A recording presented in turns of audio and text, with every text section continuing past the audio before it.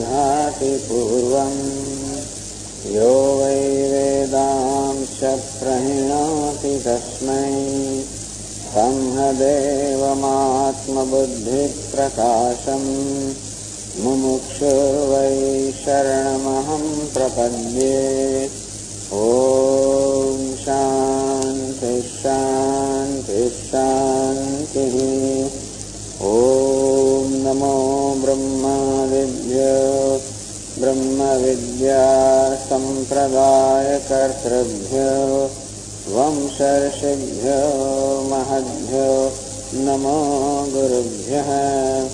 सर्वोपप्लवरहितः प्रज्ञानघनः प्रत्यगर्थो ब्रह्मैवाहमस्मि ब्रह्मैवाहमस्मि। ॐ नारायणं पद्मभवं वसिष्ठं शक्तिं च तत्पुत्रपराशरं च व्यासं शुकं गौडपदं महान्तं गोविन्दयोगीन्द्रमथास्य शिष्यं श्रीशङ्कराचार्यमथास्य पद्मपादं च हस्तमलकं च शिष्यं सन्तोटकं वार्तिककारमन्यान् अस्मद्गुरून् सन्ततमानतोऽस्मि। श्रुतिस्मृतिपुराणानाम् आलयं करुणालयं नमामि भगवत्पादं शङ्करं लोकशङ्करं।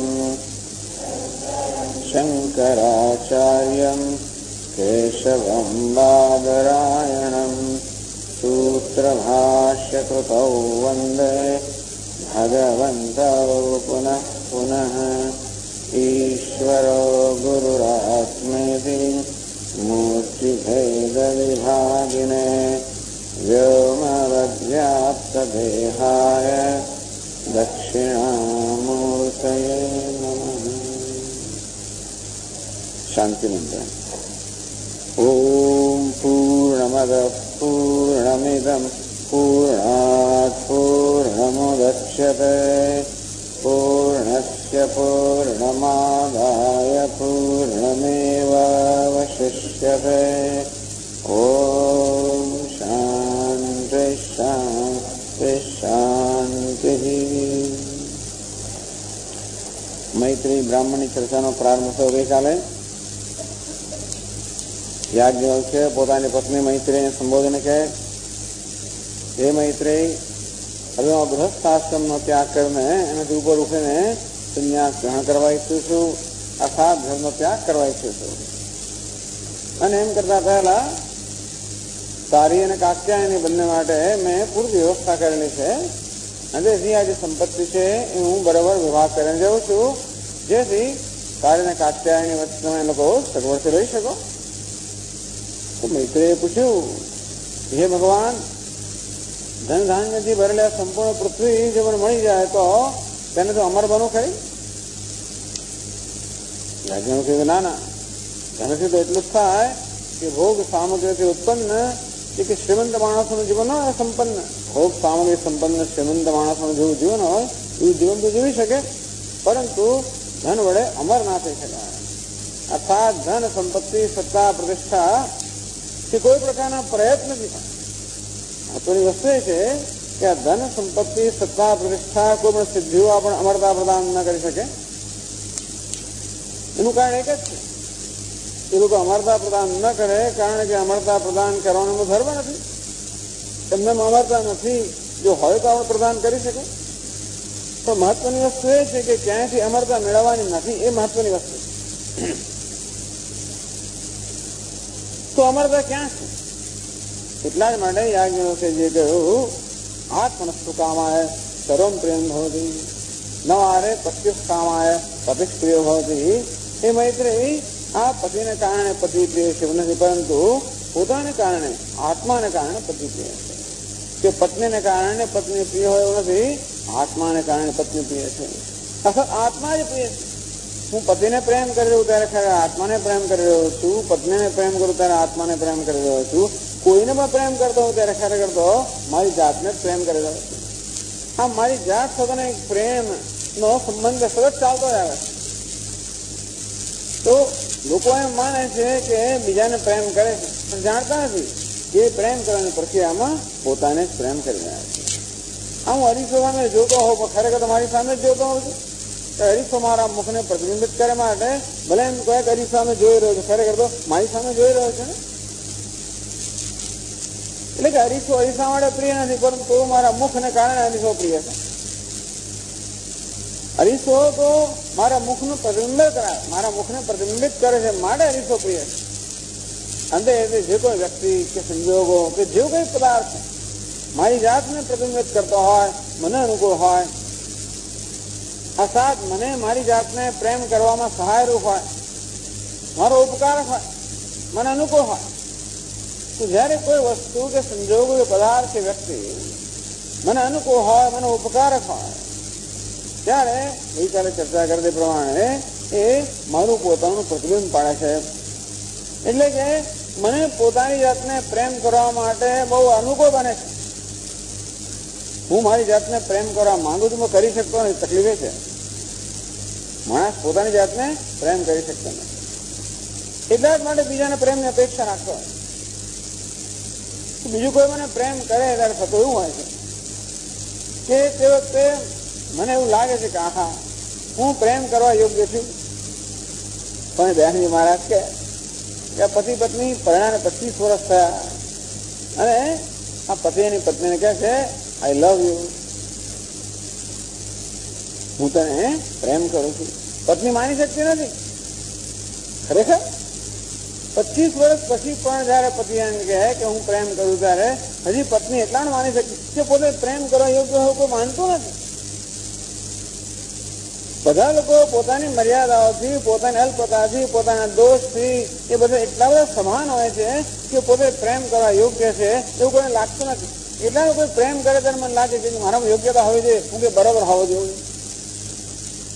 આમ કરીને મને અનુકૂળ બનીને, મને ઉપકારક બનીને, મને પ્રેમ કરીને આ બીજી વ્યક્તિ કે બીજી કોઈ વસ્તુ, ભલે કૂતરું હોય કે બિલાડું હોય કે વ્યક્તિ હોય, પત્ની હોય કે પતિ હોય કે પુત્ર હોય કે નોકર જે હોય કે પછી એક ટેલિવિઝન કોઈ પદાર્થ હોય,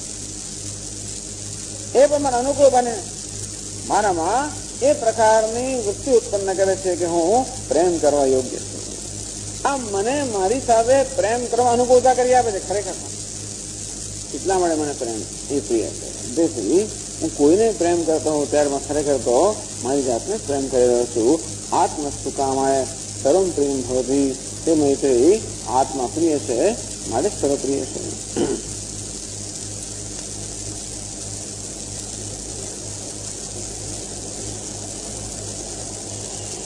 અને ગઈકાલે એક મહત્વની વસ્તુ એ પણ થઈ કે આ કહેવાની પાછળનો હેતુ એ છે કે જેથી આપણી દ્રષ્ટિ અંતર્મુખ બને. મારું મન હંમેશા ત્યાં વિચરણ કરતું હોય જ્યાં એને સુખ દેખાતું હોય, જ્યાં અનુકૂળતા દેખાતી હોય, સુખ દેખાતું હોય, ત્યાં જ મારું મન વિચરણ કરવાનું છે. કારણ કે જેવી રીતે પેલી મધમાં છે ને મધ પ્રિય હોય એવી રીતે આ મનને સુખ પ્રિય છે. જ્યાં પણ એને સુખના દર્શન થાય કે જ્યાં પણ એને એમ લાગે ત્યાં સુખ છે, આપોઆપ ત્યાં જવાનું. અને મારું મન ચારે બાજુ ભ્રમણ કરી રહ્યું છે. એટલા જ માટે મને અંતર્મુખ બનાવવા માટે, આત્માભિમુખ બનાવવા કહેવામાં આવ્યું કે સુખ તું જ્યાં માને છે ત્યાં નથી. વાસ્તવમાં સુખ તો આત્મામાં છે. અન્યત્ર તેને સુખ મળતું હોય તે પણ એટલા જ માટે કે આત્મા સુખ સ્વરૂપ છે. એમ આત્મા પરાનંદ પરપ્રેમાસ્પદમ યત. પંચદશીમાં કહે કે આત્મા તો આનંદ સ્વરૂપ એટલે પરમ પ્રેમનું મારું આસ્પદ છે. આ શાશ્વત મારી જાતને પ્રેમ કરી રહ્યો છું. આપણે એને જ પ્રેમ કરીએ જ્યાં આનંદ હોય, સુખ હોય. તો દુઃખને પ્રેમ ના કરે, કોઈ મૃત્યુને પ્રેમ ના કરે, કોઈ દુઃખને પ્રેમ ના કરે, કોઈ અજ્ઞાનને પ્રેમ ના કરે. હંમેશા આપણે જ્ઞાનને પ્રેમ કરીએ, સુખને પ્રેમ કરીએ અને જીવનને પ્રેમ કરીએ, અસ્તિત્વને પ્રેમ કરીએ, જ્ઞાનને પ્રેમ કરીએ, સુખને પ્રેમ કરીએ. કોઈ દુઃખને પ્રેમ કરે, કોઈ મૃત્યુને પ્રેમ કરે, કોઈ અજ્ઞાનને પ્રેમ કરે? ન જ કરે, ન જ કરવો જોઈએ. એવું કેમ છે સ્વામી, કેમ કોઈ પણ મૃત્યુને પ્રેમ નહીં કરતું હોય, દુઃખને અજ્ઞાનને કેમ કોઈ પ્રેમ? એટલા જ માટે કે આપણા સ્વભાવ વિરુદ્ધ નથી. આમ જે સ્વાભાવિક વસ્તુ છે એને પ્રેમ થતો હોય. આમ તો મને જો જ્ઞાન પ્રિય હોય, સત્ય પ્રિય હોય, જીવન પ્રિય હોય, અમરતા પ્રિય હોય, સુખ પ્રિય હોય, તો એટલા જ કારણથી કે મારો સ્વભાવ છે. આ વેદાંત શાસ્ત્ર બહુ સરળ સૂત્ર આપણને આપે. હું કોણ છું એ પ્રશ્ન ઉત્તર બહુ સરળ છે. જે મને પ્રિય છે તે હું છું. જે મને પ્રિય છે તે હું છું. સ્વામી બહુ સારું આપે છે. બસ મને ધન બહુ પ્રિય છે, પૈસા બહુ પ્રિય છે, મારે હું પૈસા છું. આ પુત્ર મને બહુ પ્રિય છે, મારે હું પુત્ર છું. તો કે નહીં, વિચારમાં પૈસા મને પ્રિય નથી.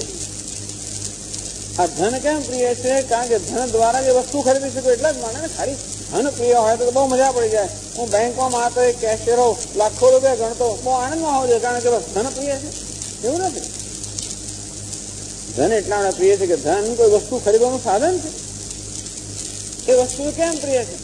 કારણ કે મને આનંદ આપે છે. અંતેથી કોઈ વસ્તુ એટલા જ મને પ્રિય છે કે મને છેવટે સુખ આપનારી છે. એટલા જ માટે સુખ પ્રિય.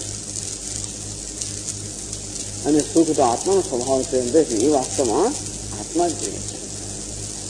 અંતેથી હું કદાચ કોઈ વસ્તુનો ભોગવી રહ્યો હોઉં, કોઈ વસ્તુને માણી રહ્યો હોઉં, કોઈ વસ્તુનો આનંદ પ્રાપ્ત કરી રહ્યો હોઉં, ત્યારે મને જ્ઞાન નથી હોતું કે વાસ્તવમાં હું મારી જાતને માણી રહ્યો છું. ગઈકાલે કહ્યું તે પ્રમાણે આત્માનો જે આનંદ છે એને પ્રતિબંધિત કરનારા, એમ અવરોધ લાવનારું આજે બહિર્મુખતા છે. મારા પોતાના વિષયનો એક અસંતોષ છે. એ જ મારી પોતાની જાતને અર્થાત આનંદને અભિવ્યક્ત થતા રોકે છે. એનાથી જયારે અનુકૂળતા પ્રાપ્ત થાય, શું ઉપકારક બને, અને એ રીતે પેલો અવરોધ દૂર થઈ ત્યારે મને આનંદ અનુભવ થાય. મારા પોતાનો જ અનુભવ.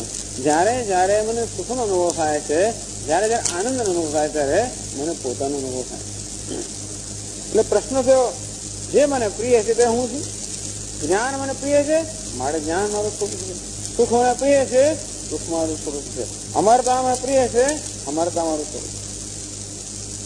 સત્ય મને પ્રિય છે, સત્ય મારું સ્વરૂપ. તમે સત્ય પ્રિય હોય તો અસત્ય શું કામ બોલતો હોય? એ અજ્ઞાનને કારણે.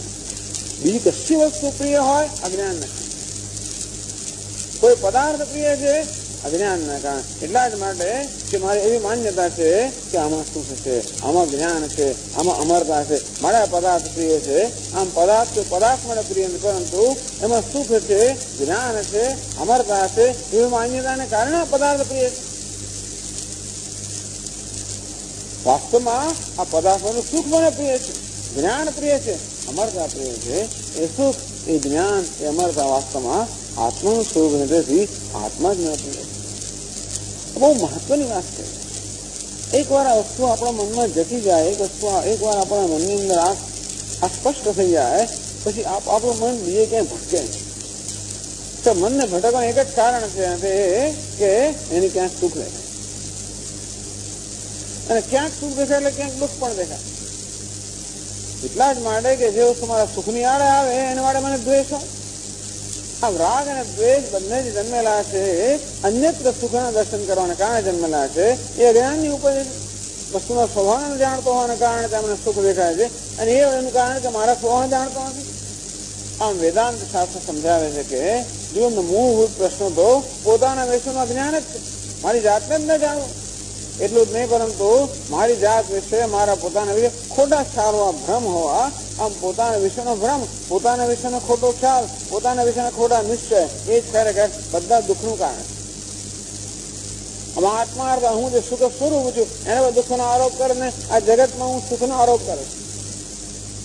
અને તેથી જ્યાં કેટલા સુખ મને દેખાય છે, આત્મન સુખામાય સર્વમ પ્રિયમ હોતી. આ વિવેક એકવાર થઈ જાય કે આત્મા સુખ સ્વરૂપ છે, અન્યત્ર ક્યાંય સુખ નથી, તો પછી મારું મન બીજે ક્યાંય જશે નહીં.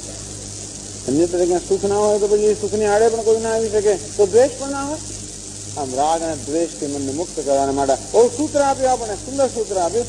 આત્મન સુખામાય સર્વમ પ્રેમ હોતી. હે મૈત્રી, આત્મા પ્રિય છે માટે સર્વ પ્રિય છે. આત્મા જ પરમ પ્રેમનો વિષય છે, કારણ કે આત્મા જ પરમ આનંદ સ્વરૂપ છે. તું ત્યાં દર્શન કર. તમે પૂછ્યું ને, એ નામ અમૃતાસ્યામ, મારે અમરતા પ્રાપ્ત, એ મને જોઈએ. અમરતા ક્યાં છે? તારા પોતાના તરફ નજર. એટલે કહે છે આ 17મા પાના પર પહેલા પેરેગ્રાફમાં કહે છે, આત્મા વારે દ્રષ્ટવ્ય શ્રોતવ્ય મંતવ્ય નિધિધ્યાસિતવ્ય મૈત્રેયી આત્મનો વૈ અરે દર્શનેન શ્રવણેન મત્યા વિજ્ઞાનેન ઇદં સર્વં વિદિતમ.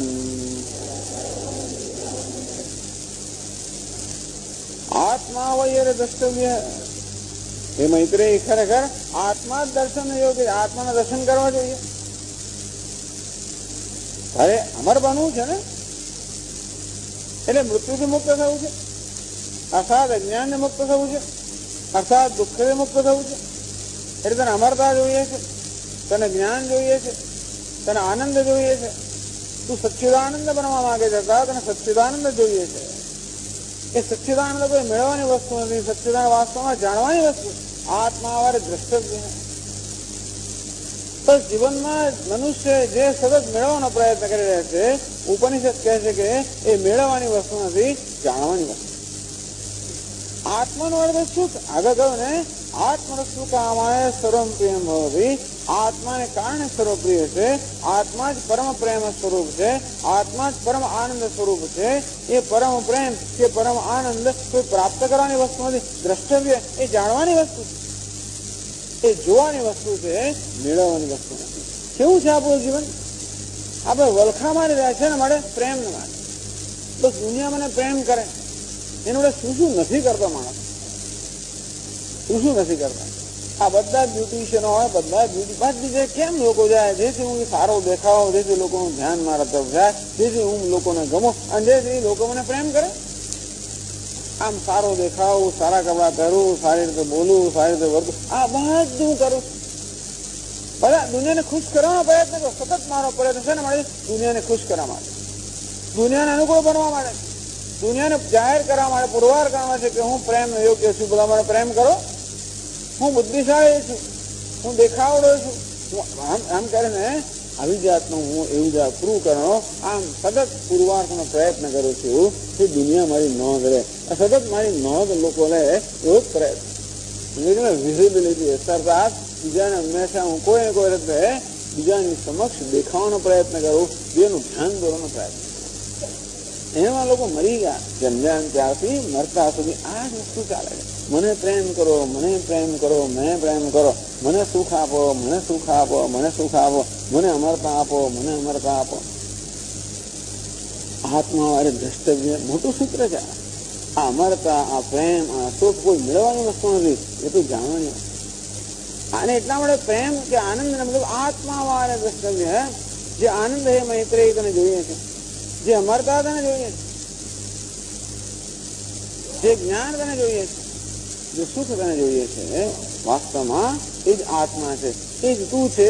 અને એ જ તારે દર્શન કરવાના. અર્થાત આત્મા દર્શન ક્યારે કર્યા કહેવાય? જયારે મને જ્ઞાન થાય, હું જો કહો જે હું ઈચ્છી રહ્યો છું, જે આનંદ એ વસ્તુ હું જ છું, એવું જયારે મને જ્ઞાન થાય ત્યારે સમજો કે આત્માનું દર્શન થાય. જે પ્રેમ જગત પાસે માંગી રહ્યો છે, પ્રેમ સ્વરૂપ તો હું જ છું. જે આનંદ ને હું ભીખ મળે આનંદ તો હું જ છું. આ મારી જીવનજીને સતત જે માંગી રહ્યો છું, જેને માટે વલખા મારી રહ્યો છું, હું જ છું. આમ 10મા છોકરાને પોતાનું જ્ઞાન થયું ક્યારે કે ભાઈ એને જયારે જ્ઞાન થાય કે હું 10મો છું, આમ જેને શોધવા માટે હું સતત પ્રયત્ન કરી રહ્યો છું, વાસ્તવ હું જ છું. પ્રાપ્ત પ્રાપ્ત. બસ આવું થાય એટલે બધી પ્રવૃત્તિ છૂટી જાય કે ના છૂટી જાય? કોઈ પ્રવૃત્તિ આ સંન્યાસ માટેનો હતો એટલે મૈત્રેય સંન્યાસ લઈ લીધો એમ કહેવાય. મૈત્રેય જયારે કહ્યું યાજ્ઞવલ્ક્ય કે જેને કે ભાઈ મને કોઈ ધનની જરૂર જ નથી, મને તો અમૃતત્વ જોઈએ. અને ભગવાન અમૃતત્વનું સાધન આપ જે જાણો છો એ વિશે મને ઉપદેશ કરો.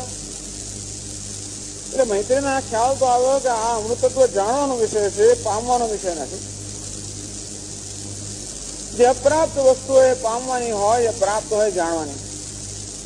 આમ જો બે વસ્તુ છે જે અપ્રાપ્ત છે અને ઘણી વસ્તુ અપ્રાપ્ત છે. આપણા જીવનની જરૂરિયાતોની ઘણી વસ્તુ છે, ના નહીં. આપણે કપડા લત્તા, રોટી કપડા મકાન જોઈએ, બરાબર, ભણતર જોઈએ, બધું જોઈએ, અને બધું પ્રાપ્ત કરવાનું એમણે કર્મ સાધન. તો સુખ જે છે ને એ પ્રાપ્ત કરવાની વસ્તુ નથી. આટલી વસ્તુ સમજવાની જરૂર છે. મોટર ગાડી જોઈએ સમજી શકાય, કારણ કે અમારે એક સ્થળે બીજા સ્થળે જવું, તો મારે તો સીધી હોન્ડા સીધી એવું જ જોઈએ. ધારો કે મારે બીજી અમુક જ મોટર ગાડી જોઈએ. એ કેમ? એ જયારે મારી પાસે હોય તો હું કંઈક સુખ, એ મારા સુખનું સાધન. હું સુખની ઈચ્છા રાખતો તો એ ભ્રમ. આટલું જ છે. વેદાંત શાસ્ત્ર એમ કે વસ્તુ ના હોવી જોઈએ. જે જરૂરિયાતની વસ્તુ છે એ જરૂર જોઈએ. જો કે જરૂરિયાતની છે કે નહીં એમાં વિચારવાની જ વસ્તુ છે, મારી જરૂરિયાત કેટલી છે.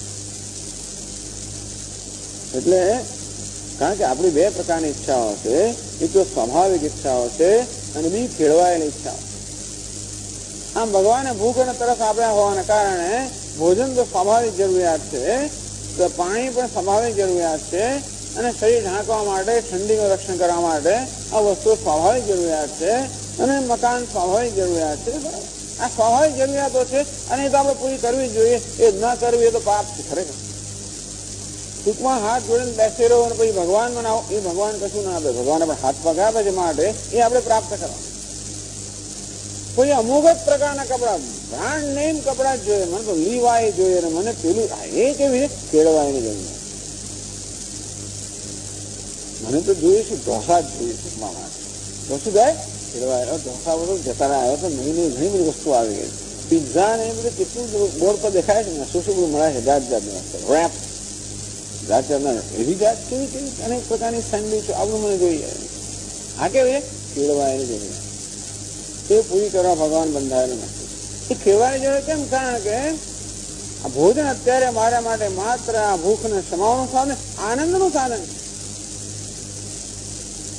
હું એમ માનતો કે આવું છું મને આનંદ આપે એ મારો ભ્રમ. મારી જરૂરિયાત પૂરી કરે, બરાબર. જરૂરિયાત પૂરી કરવા માટે આ જગતના પદાર્થો ભગવાને બનાવેલા છે. ભગવાનના આ રચનાનું એક એની પાસે બહુ સુંદર વ્યવસ્થા કે ભગવાને જે જરૂરિયાતો આપી હોય એ જરૂરિયાતો પૂરી કરવાનું સાધન પણ આપેલું છે. દાંત આપ્યા હોય તો અન્ન પણ આપેલું જ છે ભગવાન. પછી મારે અમુક પ્રકારનું અન્ન જોઈએ ભગવાન કે એ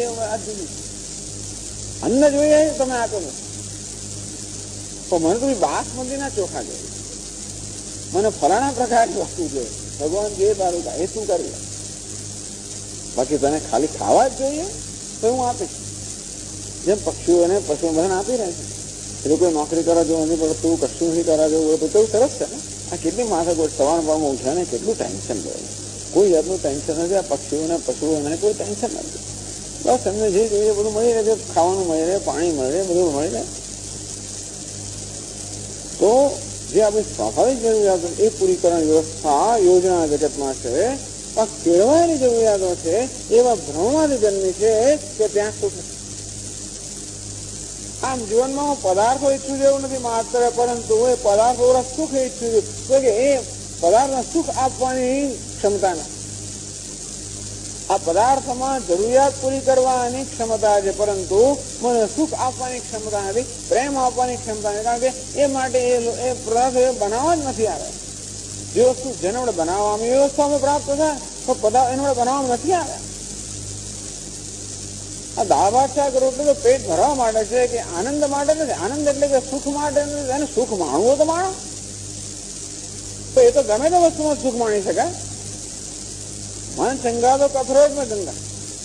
ટૂંકમાં આપણું મન સ્વસ્થ હોય તો આપણે રોટલી પણ માણી શકીએ, સુખી રોટલી માણી શકાય, ના માણે એવું કઈ નથી. અને મન વ્યવસ્થિત ના હોય તો ગમે ત્યાં આપે પેલા જીમાં બોઈને તરબો કરીને આપે ને, તો પણ જો મન સ્વસ્થ ના તો આપણે ના માણી શકીએ. આમ આનંદ વાસ્તવમાં આપણે અંદર રહેલો છે, આપણું પોતાનું સ્વરૂપ છે. આ પ્રેમ પોતાનું સ્વરૂપ છે. માટે જયારે જયારે મન કોઈ ઈચ્છા કરતા મનને પૂછવું છે કે મન તારે શું જોઈએ, તું જે ઈચ્છા કરે છે કોઈ જરૂરિયાતની વસ્તુની ઈચ્છા કરે છે કે સુખની ઈચ્છા કરે છે, આ દ્વારા તો શું ઈચ્છે છે મનને પૂછવું જોઈએ. તું માત્ર તારે કોઈ જરૂરિયાત પૂરી કરવા ઈચ્છે છે તો બરોબર છે. કે સુખ ઈચ્છે છે તો કે એના થાય, પ્રેમ ઈચ્છે છે તો કે એના મળે, સલામત ઈચ્છે છે એના મળે, નિર્ભરતા ઈચ્છે છે એના, અને એ મૂળભૂત ઝંખના છે. असतोमा सद्गमय तमसोमा ज्योतिर्गमय मृत्योर्मा अमृतम गमय। આ બૃહદારણ્યક ઉપનિષદમાં જ મંત્ર છે. મનુષ્યની મૂળભૂત ઝંખના અસતોમાં સદ્ગમય અને અસત્યોમાં હેથી પ્રભુ પરમ સત્ય લઈ જા. મૂળા અંધારેથી પ્રભુ પરમ તેજે લઈ જા. મહામૃત્યુમાંથી અમૃત સમીપે નાથ લઈ જા. મને અમરતાની ઈચ્છા છે, મને સુખની ઈચ્છા છે, મને તેજની ઈચ્છા છે, જ્ઞાનની ઈચ્છા છે. આ બધી મૂળભૂત ઈચ્છા છે. તો એ તો આત્માનું આત્માવાળે દ્રષ્ટવ્ય. આ જાણવાની વસ્તુ છે, આ મેળવવાની વસ્તુ. આમ જીવનમાં કેટલીક મેળવવાની વસ્તુઓ છે જેના માટે કર્મ સાધન છે, પણ જે મહત્વની વસ્તુ છે જાણવાની છે એના માટે જ્ઞાન સાધન. આત્માવાર દ્રષ્ટ. તું મૈત્રી એક વાર જરા આત્માને જોઈ લે, પછી વિચાર કર્યા તને જોયે છે કે મને આ જોઈએ, પેલું જોઈએ, ફલાણું જોઈએ, ઢીકણું જોઈએ. પત્ની 1000 વસ્તુ માંગતી હશે કરવા. તો મૈત્રી નહીં, પેલી બીજી કાપ્યા માંગતી હશે. તો કઈ માંગે પહેલા તું આ એક નિશ્ચય કરે, તું કોણ છે નિશ્ચય કર્યા પછી જે માંગવું હોય તમારે આત્મા પોતાના વિશે નિશ્ચય કરી લે. હું કોણ છું બસ.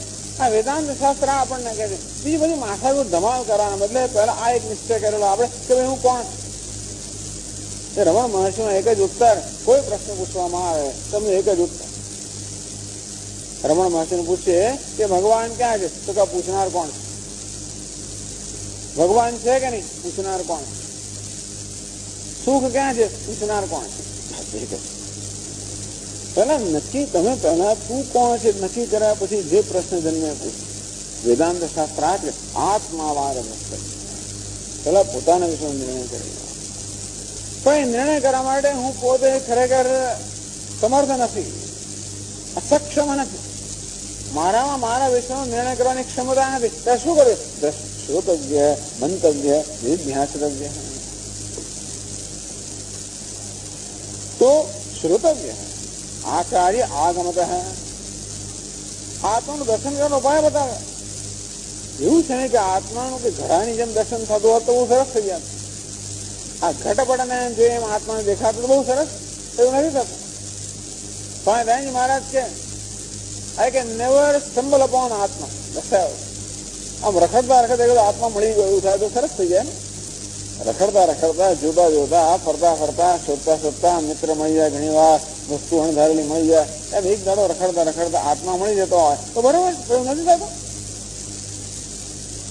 જેવી રીતે પેલો રખડતા રખડતા શોધતા દસમો મળી જાય, ત્યારે ના મળે, કારણ કે શોધનાર દસમો છે. અને એટલા જ માટે મને કોઈ કહેનારું જોઈએ, રમ દસમો તું દસમો છું. મારા મનમાં તો એવો દ્રઢ નિશ્ચય રહી જ ગયો છે કે દસમો ખોવાઈ જ ગયો છે, હું દસમો નથી. અને એ નિશ્ચયના આધારિત, એ ભ્રમના આધારિત આ દસમાની શોધ થઈ રહી છે. મને કોઈ જોઈએ જે મારો ભ્રમ દૂર કરે. કોણ જોઈએ? આચાર્યવાન પુરુષો વેદ. જેના આચાર્ય છે, ગુરુ જે છે, એ જે શિષ્ય છે ગુરુનો, જે ગુરુ ઉપદેશ પ્રાપ્ત કરે છે એના જ્ઞાન થઈ શકે. એટલે શ્રોતવ્ય, શાસ્ત્રનું શ્રવણ કરવું જોઈએ. ગુરુ મુખેથી શાસ્ત્રનું શ્રવણ કરવું જોઈએ. ગુરુ મુખેથી માત્ર શ્રવણ નહીં, માત્ર શાસ્ત્રનું શ્રવણ પણ નહીં, માત્ર ગુરુ મુખેથી શ્રવણ, ગુરુ મુખેથી શાસ્ત્રનું શ્રવણ કરવું જોઈએ. મહત્વની વસ્તુ, ગમે તેનું શ્રવણ નહીં અને માત્ર શાસ્ત્રનું પણ શ્રવણ નહીં, ગુરુ મુખે. ટેપ રેકોર્ડરમાં શાસ્ત્રનું શ્રવણ હોય તો બરોબર ના થાય, ગુરુ મુખે. એવું કેવું? તો ગુરુ મુખે એટલા જ માટે ગુરુની સમીપમાં આપણે હોઈએ, ગુરુની સન્નિધિમાં હોઈએ ત્યારે જરા જુદી વસ્તુ ત્યાં હોય છે. આમ ગુરુજીની સમક્ષ હોઈએ એટલે આપણામાં એક શિષ્ય જાગૃત થાય. જેમ ભગવાન સમક્ષ બેસીએ એટલે આપણામાં પેલો ભક્ત જાગૃત થાય, તેવી રીતે ગુરુ સમક્ષ બેસીએ એટલે શિષ્ય જાગૃત થાય. આમ શ્રવણ કરનાર વ્યક્તિ ના હોય છે, શ્રવણ કરનાર શિષ્ય હોવો જોઈએ. ભજન કરનાર માણસ ના હોય, ભજન કરનાર ભક્ત હોવો જોઈએ ને ખબર, તો જ ભજન થાય. એવી રીતે શાસ્ત્રનું શ્રવણ કરનાર કોણ હોય? શિષ્ય હોય. શિષ્ય હું ક્યારે બની શકું? ગુરુની સન્નિધિમાં, ગુરુની હાજરીમાં શિષ્ય હોય. બાકી શિષ્ય નામની કોઈ વસ્તુ નથી. મારામાં જે શિષ્ય છે એનું મારે આવાહન કરે, આવાહન થવું જોઈએ. ક્યારે થાય? આપોઆપ જ ગુરુની હાજરીમાં મારા મને શિષ્યનું આવાહન થાય. જેમ કોઈ સ્વામી દયાનંદ મહારાજને પૂછે કે આર્યો ગુરુ, અમેરિકા ગયા તો પૂછે આર્યો ગુરુ, તમે ગુરુ છો? તો હું તો માણસ છું, હું તો સ્વામી છું. ગુરુ ક્યારે કહેવાય? મારા શિષ્યના સંદર્ભમાં ગુરુ કહેવાનું. બાય ફાધર, તું પિતા છે. પિતા તો મારા પુત્ર માટે છે, દુનિયા માટે પિતા નથી. ત્યાં સંબંધ ગુરુ શિષ્યનો સંબંધ છે. આત્માવાર દ્રષ્ટવ્ય હે, ગુરુજી પાસેથી શાસ્ત્રનું શ્રવણ કરવું જોઈએ. કારણ કે આ શાસ્ત્ર શેના માટે છે? આપણા ભ્રમને દૂર કરવા માટે. આત્માને પ્રાપ્ત નથી કરવાનું, સુખને પ્રાપ્ત નથી કરવાનું, પ્રેમને પ્રાપ્ત નથી કરવાનું. માત્ર મારામાં આત્મા વિશે, સુખ વિશે, પ્રેમ વિશે ભ્રમ કે સુખ ત્યાં છે, પ્રેમ ત્યાં છે, આ ભ્રમ દૂર કરવાનો. આત્મા વિશે ભ્રમ, હું દુઃખી છું, બિચારો છું, બાપડો છું, અસહાય છું, જરૂરિયાત વાળો છું. આમ જરૂરિયાત વાળો, દુઃખી, અસહાય, બાપડો, બિચારો છું. તો આ ભ્રમ, આ મારા વાતની સાચી વાસ્તવિકતા નથી. પરંતુ મારા મનમાં એવો નિશ્ચય થઈ ગયો કારણે હું મારી જાતે અન્વેષણ કરું તો આ ભ્રમ દૂર ના થાય. આ ભ્રમ વાળો માણસ જ ભ્રમ દૂર ના કરી શકે, જેનો ભ્રમ નથી એ દૂર કરી શકે. એટલા માટે આત્માવારે શ્રોતવ્ય હે, આત્માનું શ્રવણ કરવું જોઈએ. શાસ્ત્ર આચાર્યના ગુરુના મુજબ શાસ્ત્રનું શ્રવણ કરવું જોઈએ. સર્વમાં શું કે આપણને એક જ વસ્તુ છે. અમે જયારે શાંતિપુરની સાધનમાં ગયા પણ દયાનંદ મહારાજ પાસે અભ્યાસ કરવામાં જાય અને ત્યારે સ્વામીએ લગભગ શરૂઆતમાં જ કહ્યું, પહેલા બીજા દિવસે જ કહ્યું કે જો ભાઈ તમને એક જ વસ્તુ કહેવાનું, તું બ્રહ્મ છે, એક જ વસ્તુ. અને છેલ્લે પૂરું થશે ને આ કોર્સ ત્યારે એક જ વસ્તુ, તું બ્રહ્મ છે. એક જ વસ્તુ કહે કરે રોજ રોજ. તત્વ નથી, તે તું છે, બ્રહ્મ તું છે. એટલું સારું છે કે આપણને આ સમયને ત્યારે કંટાળો નથી આવે. બાકી એકની વસ્તુ કંટાળો આવે આપણને. એક વસ્તુ એવી છે કે સમય ક્યારે કંટાળો ના આવે. હું બ્રહ્મ છું, હું આનંદ સ્વરૂપ છું, હું પ્રેમ સ્વરૂપ છું, હું બરોબર છું. કારણ કે મારા મને એવો કોમ્પ્લેક્સ એવી તો ગ્રંથિ દ્રઢ થઈ ગઈ છે કે હું બરોબર નથી, હું સ્વીકાર્ય નથી, હું યોગ્ય નથી. મને એક જ વસ્તુ કહેવાનું છે, તું યોગ્ય છે, સ્વીકાર્ય છે, બરોબર છે, ઉત્તમ છે, સુંદર છે. આત્માવરે શ્રોતવ્ય અર્થાત શ્રવણે વિચાર. શાસ્ત્ર આપણને કહ્યું બ્રહ્મ છે એટલે શું? ખાલી સાંભળવું નહીં, કાન પડી જરો કાન પવિત્ર કરવા જેવું નથી આ શ્રવણ. શ્રવણ હશે વિચાર. આત્મા વારે વિચારિતવ્ય, વિચારિતવ્ય. આત્મા વિચાર, હું કોણ છું? અર્થાત મારા વિશે માન્યતાઓ છે, ખરેખર સાચી છે અને શાસ્ત્ર આપણને કહે છે તું કોણ. અર્થાત આપણને પોતાના વિશે વિચાર કરવાની સામગ્રી પૂરી પાડે. શ્રોતવ્ય તત્વમસી, તું બ્રહ્મ છે, તું આ દેહ નથી, તું ઇન્દ્રિય નથી, મન નથી, બુદ્ધિ નથી, આ સંઘાત તું નથી. પરંતુ સંઘાતને ચેતનતા પ્રદાન કરનાર તું ચૈતન્ય છે. તું સત સ્વરૂપ છે, ચિત્ત સ્વરૂપ છે, અસ્થિ ભાતિ પ્રિય સ્વરૂપ છે. તારામાં એનું સ્થાયી તત્વ કયું? તારામાં એક પરિવર્તનશીલ અંશ છે, તારામાં એક સ્થાયી તત્વ છે.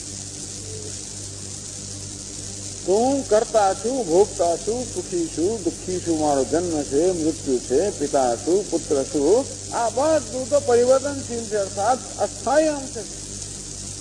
આ બધામાં હું છું, હું છું, હું છું, સ્થાયી અંશ છે. હું ભાસું છું, ભાસું છું, ભાસું છું, સ્થાયી અંશ છે. મારી જેને પ્રિય છું, પ્રિય છું, પ્રિય છું, સ્થાયી અંશ છે. પણ એ તારું સ્વરૂપ છે. આ ઘડાનું સ્વરૂપ કયું? ઘડાનું સ્થાયી અંશ છે. અને ઘડો જો પડી જાય, તૂટી જાય, ટુકડા થઈ જાય તો ઘડો ના કહેવાય, પરંતુ માટી તો સ્થાયી અંશ છે. આમ જે સ્થાયી હોય, કુટસ્થ હોય, પરિવર્તન રહિત નો હોય, નિત્ય હોય, બદલાયા વગર નો હોય, જે સર્વ દેશમાં, સર્વ કાળમાં, સર્વ સંજોગોમાં એક જ પ્રમાણ રહેતો એનું નામ સત્ય. અસ્થિ ભાતિ પ્રિયમ, તું તો સત સ્વરૂપ છે, ચિત્ત સ્વરૂપ છે. આવું દેખાડે આપણને. તો શરીર પૂરતો મર્યાદિત નથી. આત્માવારે શ્રોતવ્ય. આ પ્રકારે હું આ ઉપનિષદનો એક જ વિષય છે, હું.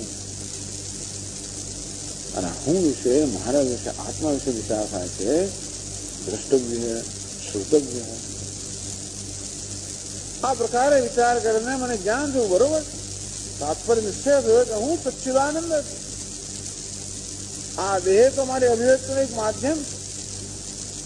જેમાં વીજળીનો બલ્બ છે તો વીજળીની અભિવ્યક્તિનું માધ્યમ છે, બલ્બ કે વીજળી નથી. આ ઘડો માટીની અભિવ્યક્તિનું સાધન છે. તે રીતે આ ઉપાધિ તો આ સચ્ચિદાનંદ પરમાત્મા જે હું છું એની અભિવ્યક્તિનું સાધન છે.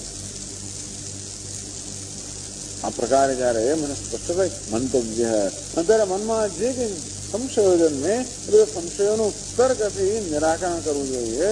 એ રીતે આપણું જ્ઞાન આ અજ્ઞાનને સંશયથી મુક્ત કરવું જોઈએ, સ્પષ્ટ જ્ઞાન પ્રાપ્ત કરવું જોઈએ. આત્મા और મંતવ્ય નિર્ધ્યાસિતવ્ય. અને વળી પાસે ત્રીજો અવરોધ રહી ગયા છે, દેહાત્મ બુદ્ધિ. આમ આત્મ જ્ઞાનમાં 3 અવરોધો છે: આવરણ, સંશય અને વિપર્ય. અજ્ઞાન પહેલો અવરોધ છે, શ્રવણથી અર્થાત વિષય જ્ઞાન દૂર થાય અને મારો જે ભ્રમ છે કે હું જીવ છું એ ભ્રમ દૂર થાય. મને જ્ઞાન થાય કે હું બ્રહ્મ છું. આ મનની સંશય, જે કોઈ પ્રકારના સંશય હોય એ દૂર થાય. અને નિર્ધ્યાસનથી તો કે દેહાત બુદ્ધિ, તે વિપરીત બુદ્ધિ છે, એ દૂર થાય. તો એ જ્ઞાન થયું કહેવાય. જ્ઞાન કેવું જોઈએ? આવરણથી, સંશયથી, વિપર્યથી રહિત એને જ્ઞાન કહેવાય. આ મારા વિશેનો કોઈ પ્રકારનો સંશય ના હોય, મારા વિશેને કોઈ પ્રકારની ભૂલ ના હોય, કોઈ પ્રકારની વિપર્યાસ એટલે કે વિપરીત બુદ્ધિ ના હોય, કોઈ ખોટો ખ્યાલ ના રહી જાય, કોઈ ખોટી ટેવ ના રહી જાય. વળી પાછો દેહની અંદર અહમભાવ થઈ જાય તો એને વિપરીત બુદ્ધિ કહેવાય. એ બધા મુક્ત એવું જ્ઞાન છે, હું બ્રહ્મથી. આત્મા વાળે દ્રષ્ટિ મૈત્રી આત્માના દર્શન કરાવ્યું. એક આત્મા દર્શન યોગ્ય. સ્વામી રોજ મંદિરમાં દર્શન કરવા જઈએ છીએ. હા, એ કોણ છે ખબર છે? આત્મા જ છે ત્યાં. આ તો આત્મા એવું છે ને કે આપણે આંખોથી જોઈ ન શકીએ માટે આંખોથી જોઈ શકીએ એ પ્રકાર આત્માનું નિરૂપણ કરવામાં આવ્યું. શંખ ચક્ર ગદા પદ્મ કે મુરલી મનોહર એ શું છે? એ આપણી સુંદરતા ને એની પ્રતિકૃતિ છે. આનંદ, સુંદરતા, પ્રેમ એને એક સરસ રૂપ આપવામાં આવ્યું. એને શ્રી કૃષ્ણ કહેવામાં આવ્યું, રામ કહેવામાં આવ્યું, નારાયણ કહેવામાં આવ્યું, શિવ કહેવામાં આવ્યું. વાસ્તવમાં જેનું દર્શન કરવા જઈએ છીએ આપણે. હા, અત્યારે ભગવાન જેવું જણાય છે એ જેમ દર્શન કરું છું, હું છેવટે ભગવાનના સાથે દર્શન કર્યા ક્યારે કહેવાય? ત્યારે ભગવાનને આત્મતયા જણાય. ઈશ દર્શનમ સ્વાત્મ રૂપતઃ. ઈશ્વરનું દર્શન પણ આત્મતયા થાય ત્યારે એનું યથાર્થ દર્શન છે. મારે આત્માનું દર્શન શું થાય? આત્મા વારે દ્રષ્ટવ્ય હે. આત્માનું દર્શન કરવા જોઈએ તો એનાથી મને શું મળે? બહુ સરસ છે. આત્મનો વારે દર્શનેન શ્રવણેન મત્યા વિજ્ઞાન એમ સર્વમ વિદિતમ. હે મૈત્રેય, આત્માના દર્શનથી, શ્રવણથી, મનનથી, વિજ્ઞાનથી આ બધી વસ્તુ જાણી જાય. આમ આત્માના જ્ઞાનથી બધાનું જ્ઞાન થઈ જાય. આ ઉપનિષદનું એક મહાન સૂત્ર છે. એક વસ્તુ જાણો બધું જણાઈ જાય. આત્માને જાણવાથી બધું જણાઈ જાય. બહુ મહત્વની વસ્તુ છે. આમાં ઉપનિષદ શું કહે છે આપણને? આપણા જીવનની મૂળભૂત વાતો કહે છે આપણે. એમનામાં સ્વામીજી આ તો બધું અઘરું, આ બધું સહેલું જ છે, બાકી બધી વસ્તુ અઘરી છે. વેદાંત સિવાય કશું સહેલું છે નહીં, અને વેદાંત સિવાય બધું અઘરું છે. તમે એને સહેલું માનો છો, એનો કોઈ વિચાર નથી કર્યો માટે સહેલું જણાય. બાકી આ વસ્તુ જેવી કોઈ સહેલી વસ્તુ છે? આ તો આપણા રોજ બરોજના જીવનને સ્પર્શનારી વસ્તુ. એ કહે છે કે આત્માને જાણો તો બધું જણાઈ ગયું. એનો શ્રેષ્ઠ હોય કે બધું જાણવું હોય તો આત્માને જાણો. બધાને પ્રેમ કરો તો આત્માને પ્રેમ કરો. બધાને પામવું હોય તો આત્માને પામો. બહુ સરળ આપણને એક બતાવી દે, એક સરળ માર્ગ બતાવે. મને આખી બધી મને શું જોઈએ છે ખબર? બધું જ જોઈએ. મારી ઈચ્છાને હું તપાસું, મને આખી દુનિયા જોઈએ. નહીં મને સંતોષ, બધું મને જોઈએ. તો કે આ બધું મેળવવાને માટે વલખા માર્યા કરવાને બદલે બસ સારી જાતને મેળવી લે, બધું મળી જાય. મારે બધું જાણવું. શું કોણ થયું, પેલો કોણ છે, ત્યાં શું કર્યું, ત્યાં શું બન્યું, પેલું આખી બધું મારે જાણવું છે. અરે કોઈ દેહ બનવાનું નથી માટે આ બધું જાણવાનું એનું સાધન કયું? આત્માને જાણવાથી બધું જાણે. બધાને પ્રેમ કરો છે, આત્માને પ્રેમ કરવાથી બધાને પ્રેમ થઈ ગયો. આત્માને જાણવાથી બધાને જાણે. આત્માને મારે બધું મેળવવું છે, આત્માને મેળવવાથી બધું મળી જાય, બધું જ મળી જાય. તો શું કહે? સર્વાન કામાન બ્રહ્મણા વિપસ્થિતા. અને એટલા માટે આ જીવનું પરમ ધ્યેય તમે જુઓ, માણસ બધું જ જાણવા માંગે છે, માણસ બધું જ મેળવવા માંગે છે, માણસ બધું જ બનવા માંગે છે. તો કે આત્મા બની ગયો, બધું બની ગયો. આત્માને જાણ્યો, બધાને જાણી લીધું. આત્માને પ્રેમ કર્યો, બધાને પ્રેમ કર્યો. આપણે શું કરીએ ખબર છે? આખી દુનિયાને પ્રેમ કરીએ છીએ, તો પોતાને પ્રેમ કરવાનો પ્રયત્ન કરીએ છીએ, પોતાને જ પ્રેમ નથી કરતા. મારી જાત વિશે ઘણું ગમો, મારા પોતાના વિશે ઘણું ગમો, અને દુનિયાને હંમેશા હું પછી ગમાડવાનો પ્રયત્ન કર્યો. તો કે નહીં, પોતાને પ્રેમ કરવાથી બધાને પ્રેમ થઈ જશે, પોતાને મેળવવાથી બધું મળી જશે, પોતાને જાણવાથી બધું જાણી જશે. અર્થાત તારા જીવન ધ્યેય સિદ્ધ થશે, તું મુક્ત બનશે.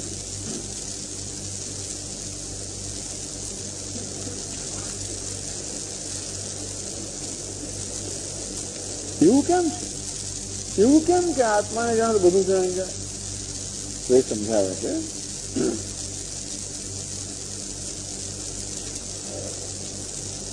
અહીં ઘણા બધા ફકરાઓ આપેલા છે, જેમાં આપેલા નથી.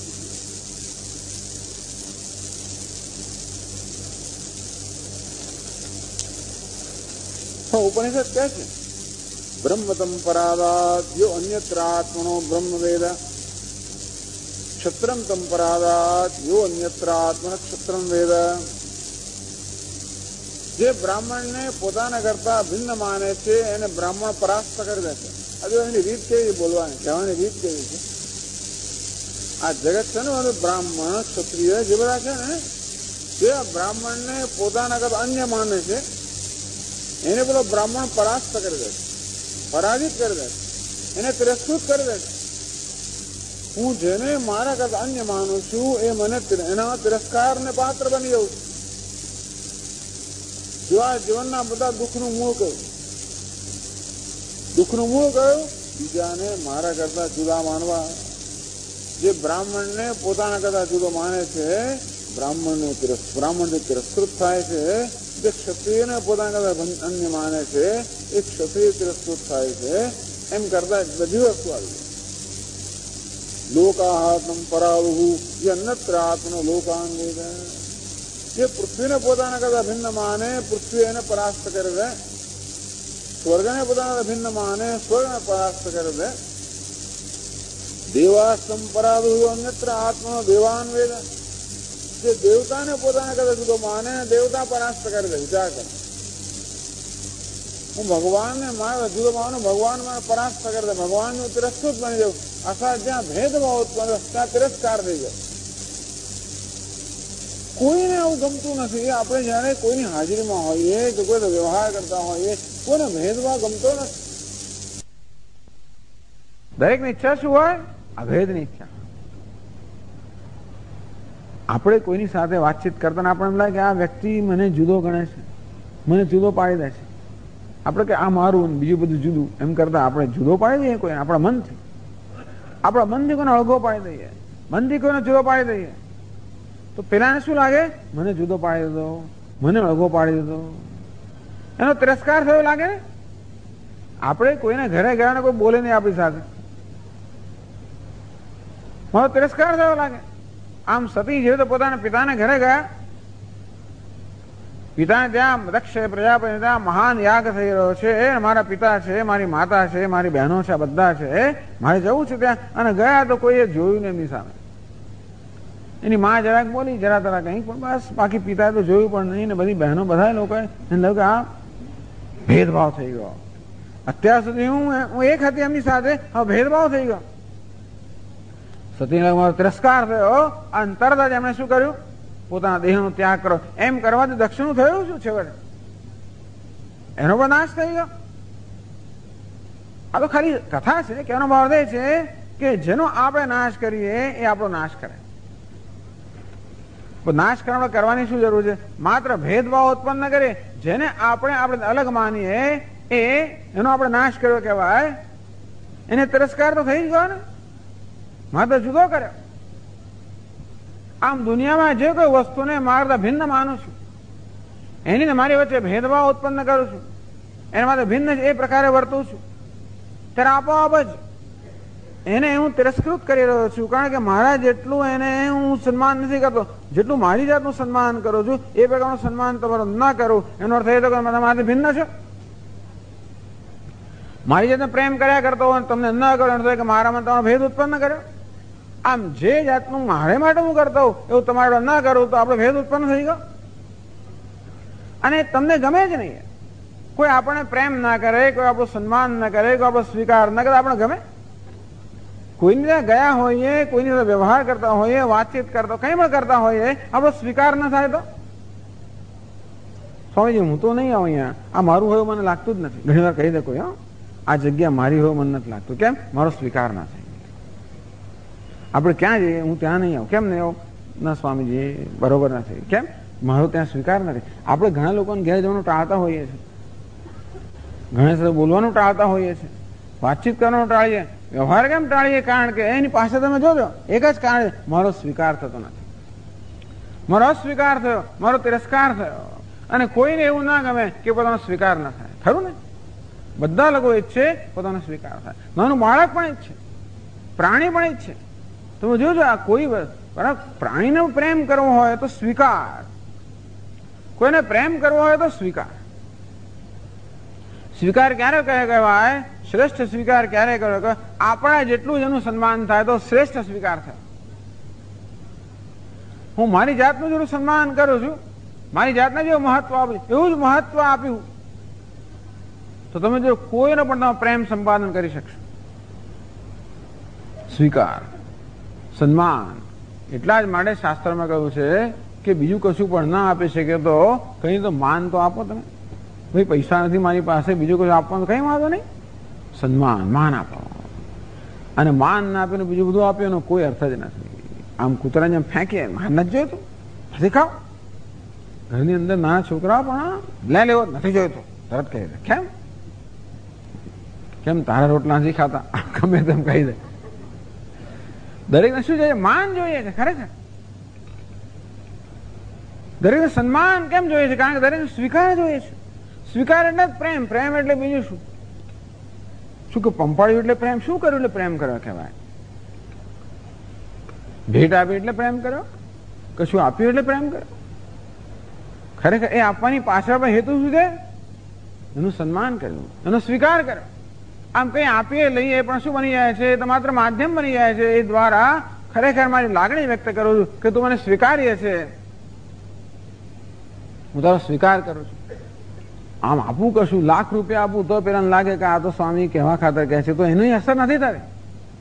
અને એક શબ્દ પણ આપણે કહીએ અને એને લાગે મારો સ્વીકાર થયો, બસ પૂરતું છે. વચને કા દરિદ્ર શું કામ ના કરવું? બસ સ્વીકાર કરો. સન્માન. કેવું સન્માન? મારી જાતનું જો સન્માન કરું છું એવું બીજાનું સન્માન થાય, એનું નામ પ્રેમ. તો આપો ભલે પછી આ ઉપાધિના સ્તરે ભલે ભેદભાવ રહ્યો, આ એક ઉપાધિ છે પેલી બીજી ઉપાધિ ભલે રહી, પરંતુ જયારે હું મારી જાતનું જે સન્માન કરતો એવું સન્માન એનું થાય ત્યારે આત્માના સ્તરે ઐક્ય સ્થાપિત થઈ ગયું. બસ આ પ્રેમ એટલે ઐક્ય. આ બધો ભેદભાવ ભૂલાઈ દેનારું આ એક જ રસાયણ છે. આ પ્રેમ, ઐક્ય. વેદાંત શાસ્ત્ર ઐક્ય શબ્દ વાપરે, ભક્તિ શાસ્ત્ર પ્રેમ શબ્દ વાપરે. જુદી વસ્તુ જ નથી. જ્યાં ભેદભાવ ત્યાં પ્રેમ ન હોઈ શકે, અને જ્યાં ભેદભાવ નથી જ્યાં પ્રેમ હોય ત્યાં ભેદભાવ ન હોઈ શકે. એટલે એની પોતાની ભાષામાં ઉપનિષદ કહે છે કે ચાલો એટલે પછીનું વાક્ય છે 18માં પાના પર પહેલો જે ફકરો છે વાંચીએ આપણે. સર્વમ તમ પરાદાત યહ અન્યત્ર આત્મનઃ સર્વમ વેદ ઇદમ બ્રહ્મ ઇદમ ક્ષત્રમ ઇમે લોકાઃ ઇમે દેવાઃ ઇમાનિ ભૂતાનિ ઇદમ સર્વમ યદયમાત્મા. વાહ, કેટલું સુંદર કે સર્વમ તમ પરાદાત અન્યત્ર આત્મનઃ સર્વમ વેદ. એને બધા જ પરાસ્ત કરી દે છે જે બધાને આત્માની ભિન્ન જો છે. એમ કરીને આખું મોડું યાદી એક આપી કહો ને, બ્રાહ્મણ ને ક્ષત્રિય ને લોક ને દેવ ને વેદ બધી વસ્તુ એમ કરીને કશાનો જે સમાવેશ ન થયો હોય એમાં સર્વ શબ્દ વાપરે. ટૂંકમાં દુનિયાની કોઈ વસ્તુ હોય, કોઈ મનુષ્ય હોય, કોઈ પ્રાણી હોય, કોઈ વ્યક્તિ હોય, કોઈ વસ્તુ પણ હોય, એને જયારે મારા કરતા આત્માથી ભિન્ન જોઉં ત્યારે એ મને પરાસ્ત કરી દે. આ કહેવાની રીત છે. હું જયારે કોઈને મારાથી ભિન્ન જોતો હોઉં ત્યારે આપોઆપ જ એનો અસ્વીકાર થતો હોય છે. એ સ્વીકારનો બદલો મને કેવો મળતો કે અસ્વીકારથી મળે છે. તમે જોજો, પ્રેમનો બદલો પ્રેમથી મળે અને દ્વેષનો બદલો દ્વેષથી મળે. જેમ પહાડોમાં જઈને આપણે જોર જોરથી બોલીએ રામ રામ રામ, તો પહાડો પણ બોલે રામ રામ રામ. અને ત્યાં જઈને બોલું રાવણ રાવણ, તો એ પેલું રાવણ રાવણ જે કહું તે કે. અને આમાં બોલવાનો પ્રશ્ન જ નથી ખરેખર. આ સ્વીકાર અસ્વીકાર કોઈ શબ્દની વસ્તુ નથી, એ તો અંદર રહેલી વસ્તુ છે, ભાવના છે. ભાવના પહેલા મારી દ્રષ્ટિ છે. ખરેખર ભાવના જન્મે છે સમજમાં છે. હું તમને મારી જુદા માનતો, મારી ભાવના એવી છે કે તમે જુદા છો, તો આપો વર્તન બધી ખબર પડી જ જાય મારી ભાષા પરથી, જેને કહેવાય બોડી લેંગ્વેજ. અરે હલન ચલન આ બધા બધી ખબર પડી જાય કે હું એને ગમતો નથી, મારો સ્વીકાર નથી. અને આપોઆપ એના પ્રતિ કયા પ્રકારનો પ્રતિભાવ જન્મે? હું એનો સ્વીકાર ન કરું, એ મારો સ્વીકાર ન કરે. હું એનો તિરસ્કાર કરું, એ મારો તિરસ્કાર કરે. અર્થાત આ ભેદભાવને કારણે મનુષ્ય તિરસ્કૃત થાય છે, આ સ્વીકૃત થાય છે. બસ એનું દુઃખ છે. દુનિયાનું દુઃખ શાનું છે? કોઈને ભૂખ્યા રહેવાનું દુઃખ નથી, તરસનું દુઃખ નથી. આપણે માનીએ છીએ કશું દુઃખ નથી. કપડા નથી એનું દુઃખ નથી, ને આ નથી એનું દુઃખ. આપણે માનીએ છીએ કે મારી પાસે આ ગાડી નથી, મારે દુઃખ છે, ના કપડા નથી, મારે કશાનું દુઃખ નથી. મારો સ્વીકાર નથી, હું તિરસ્કૃત છું, મારું સન્માન નથી, એટલા અને બસ એ જ દુઃખ છે ખરેખર.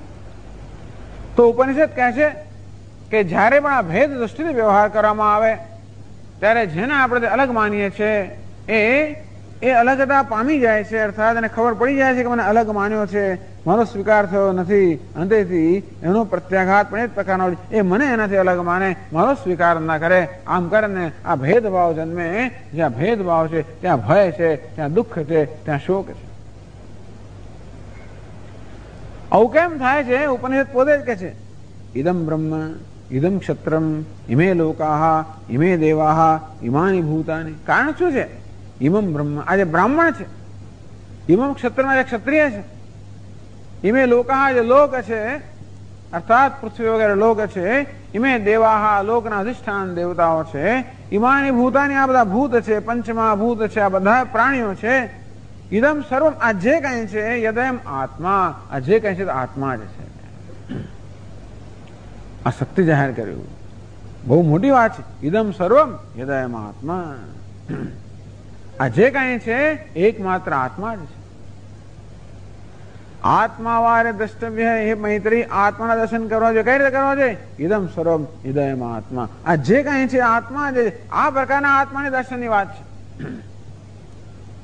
ગઈકાલે ચર્ચા થઈ ને કે આ તો તમે કહો છો કે આત્મા પ્રિય છે, મારે બધું પ્રિય છે, આ તો સ્વાર્થની વાત થઈ. આ તો માત્ર વ્યક્તિનિષ્ઠ તમારો, આ તમારો વેદાંત તો વ્યક્તિનિષ્ઠ છે, સ્વાર્થનિષ્ઠ છે. તો કે નહીં, આ સ્વાર્થનિષ્ઠ નથી, આ પરાર્થનિષ્ઠ, આ તો પરમાર્થનિષ્ઠ છે. કારણ કે આ કયો આત્માની વાત છે? આ માત્ર દેહમાં મર્યાદિત આત્માની જો વાતો તો સ્વાર્થ છે જરૂર. આત્મા વારે દ્રષ્ટવ્ય શ્રોતવ્ય મૈત્રી, આત્માનું શ્રવણ કરવું જોઈએ શાસ્ત્રના આચાર્ય દ્વારા, ત્યારે જ્ઞાન થશે. ઇદમ સર્વમ યદયમ આત્મા, આ જે કઈ છે તે આત્મા છે. અર્થાત આત્મા અન્ય કઈ નથી, એક જ છે. આત્મા વા ઇદમ સર્વમ, આત્મા વૈ ઇદમ સર્વમ, આ જે છે આત્મા જ છે. હું જ છું. અરે આ હું છું ક્યાં સ્વામીજી? હું તો આ રહ્યો, ત્યાં હું ક્યાં છે? એ જ તકલીફ છે ને. હું આ રહ્યો, હું અહીં છું, આ જ મોટો ભ્રમ છે ને. અને તું ત્યાં છે એ મોટો ભ્રમ છે. હું અહીં છું કોણે કહ્યું? સ્વામી હું કહું છું ને હું છું? ના ના, અહીં તો મારો દેહ છે. આ ઉપાધિ અહીં આગળ છે, બરોબર છે. ઉપાધિમાં અહમ ભાવને કારણે માનું છું કે હું અહીં છું. આ હું જે છે એની વ્યાપકતા આપણે જાણતા જ નથી. હું એટલે શું? અસ્થિ ભાતિ પ્રિયમ. અસ્થિ ભાતિ પ્રિયમ ક્યાં છે? એક ઉપાધિમાં છે, સર્વ ઉપાધિમાં છે, સર્વ નામ રૂપમાં છે. આત્મા એટલે શું? અસ્થિ. આત્મા એટલે હું. આ કોની વાત ચાલે છે? હું ની વાત ચાલે છે. મારી ને તમારી વાત ચાલે છે. આપણે એમ કે આત્મા એટલે કશું કશે એની વાત, એવું નથી. એનું નામ કથા કહેવાય. રામજીની વાત કરીએ, કૃષ્ણ ભગવાનની બધી વાત, એ બધી કથા કહેવાય. આ શું છે? આ કોની વાત છે? હુંની વાત છે, મારી ને તમારી વાત છે. શું કે અમને તો રામકૃષ્ણમાં જ રસ છે, પેલામાં રસ છે, એવું નથી. એમાં જ રસ છે ને કોને કારણે છે? પોતાને કારણે. આ કૃષ્ણ ભગવાનમાં જે રસ છે કોને કારણે? આત્મામાં રસ છે માટે. એવું ઉપનિષદમાં કહી દીધું. આત્મસ્તુ કામાય સર્વમ પ્રેમ ભવતી. જો કૃષ્ણ પ્રિય હોય કે રામજી પ્રિય હોય કે નારાયણ પ્રિય હોય કે શિવ પ્રિય હોય કે દેવી પ્રિય હોય, ગમે તે પ્રિય હોય, શેને કારણે? આત્મા પ્રિય છે એટલા માટે. ઇદમ સર્વમ યદયમાં આત્મા. કારણ કે રામ કૃષ્ણ શિવ પણ આત્મા જ છે, અર્થાત આત્માથી ભિન્ન કઈ છે જ નહીં.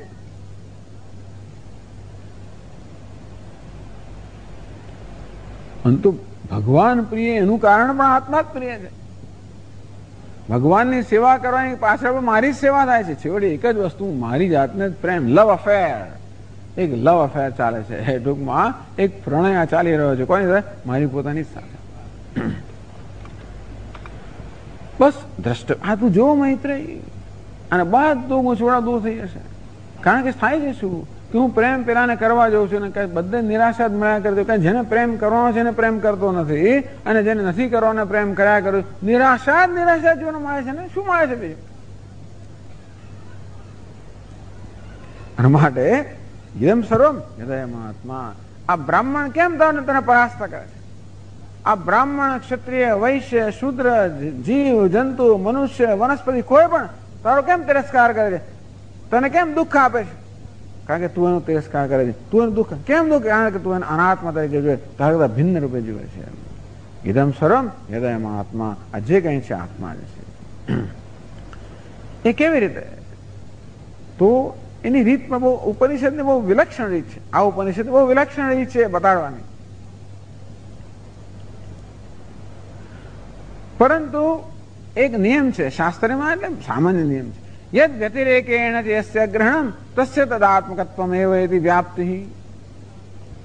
આ એક નિયમ છે કે જેના વગર બીજી વસ્તુ જે ગ્રહણ ના થાય એ વસ્તુ એક જ છે. એટલે કહેવાનો ભાવ એ છે કે આ અનેક બધા ઘડાઓ આપણી સમક્ષ હોય, ધારો કે, તો આ ઘડાને આપણે જયારે જોઈએ કે જાણીએ ત્યારે ક્યારે માટી વગર ઘડાનું જ્ઞાન ના થઈ શકે. એટલે કે આપણે ઘડો જયારે જોઈએ ત્યારે માટીને જોયા વગર ઘડાને જોઈ શકાય ખરો?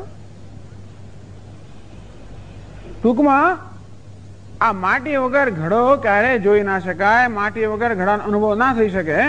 અને તે રીતે વસ્ત્ર છે, વસ્ત્ર શામાંથી બનેલું છે? સૂતરનું બનેલું હોય તો સૂતરના અનુભવ વગર વસ્ત્ર અનુભવ ના થાય. જ્યાં પણ ઘડો હોય ત્યાં માટી હોય, અર્થ એ થયો કે આ ઘડો માટી જશે. આ નિયમ છે. ના સ્વામીજી પણ તોડી નાખું તો માટી વગર દર્શન થાય કે? તો પણ ના થાય. અને કચડી નાખો ને ગમે તે કરો તોય પણ માટી વગર દર્શન થાય જ નહીં. ગમે તે કરો, અને ચૂરે ચૂરા કરી નાખું, એનું ચૂર્ણ કરી નાખું, અને એથી પણ એના અણુ બણુમાં વિભાજિત કરો તો પણ માટી વગર એનું દર્શન થાય નહીં. જેના વગર જેનું દર્શન ના થાય, જેના વગર જે વસ્તુ ના સંભવે એ વસ્તુ એ જ છે. ટૂંકમાં જેના વગર જે નથી એ વસ્તુ એ જ છે. આ માટી વગર ઘડો નથી માટે ઘડો માટી જ છે. આ સુવર્ણ વગર અલંકાર નથી માટે અલંકાર સુવર્ણ જ છે.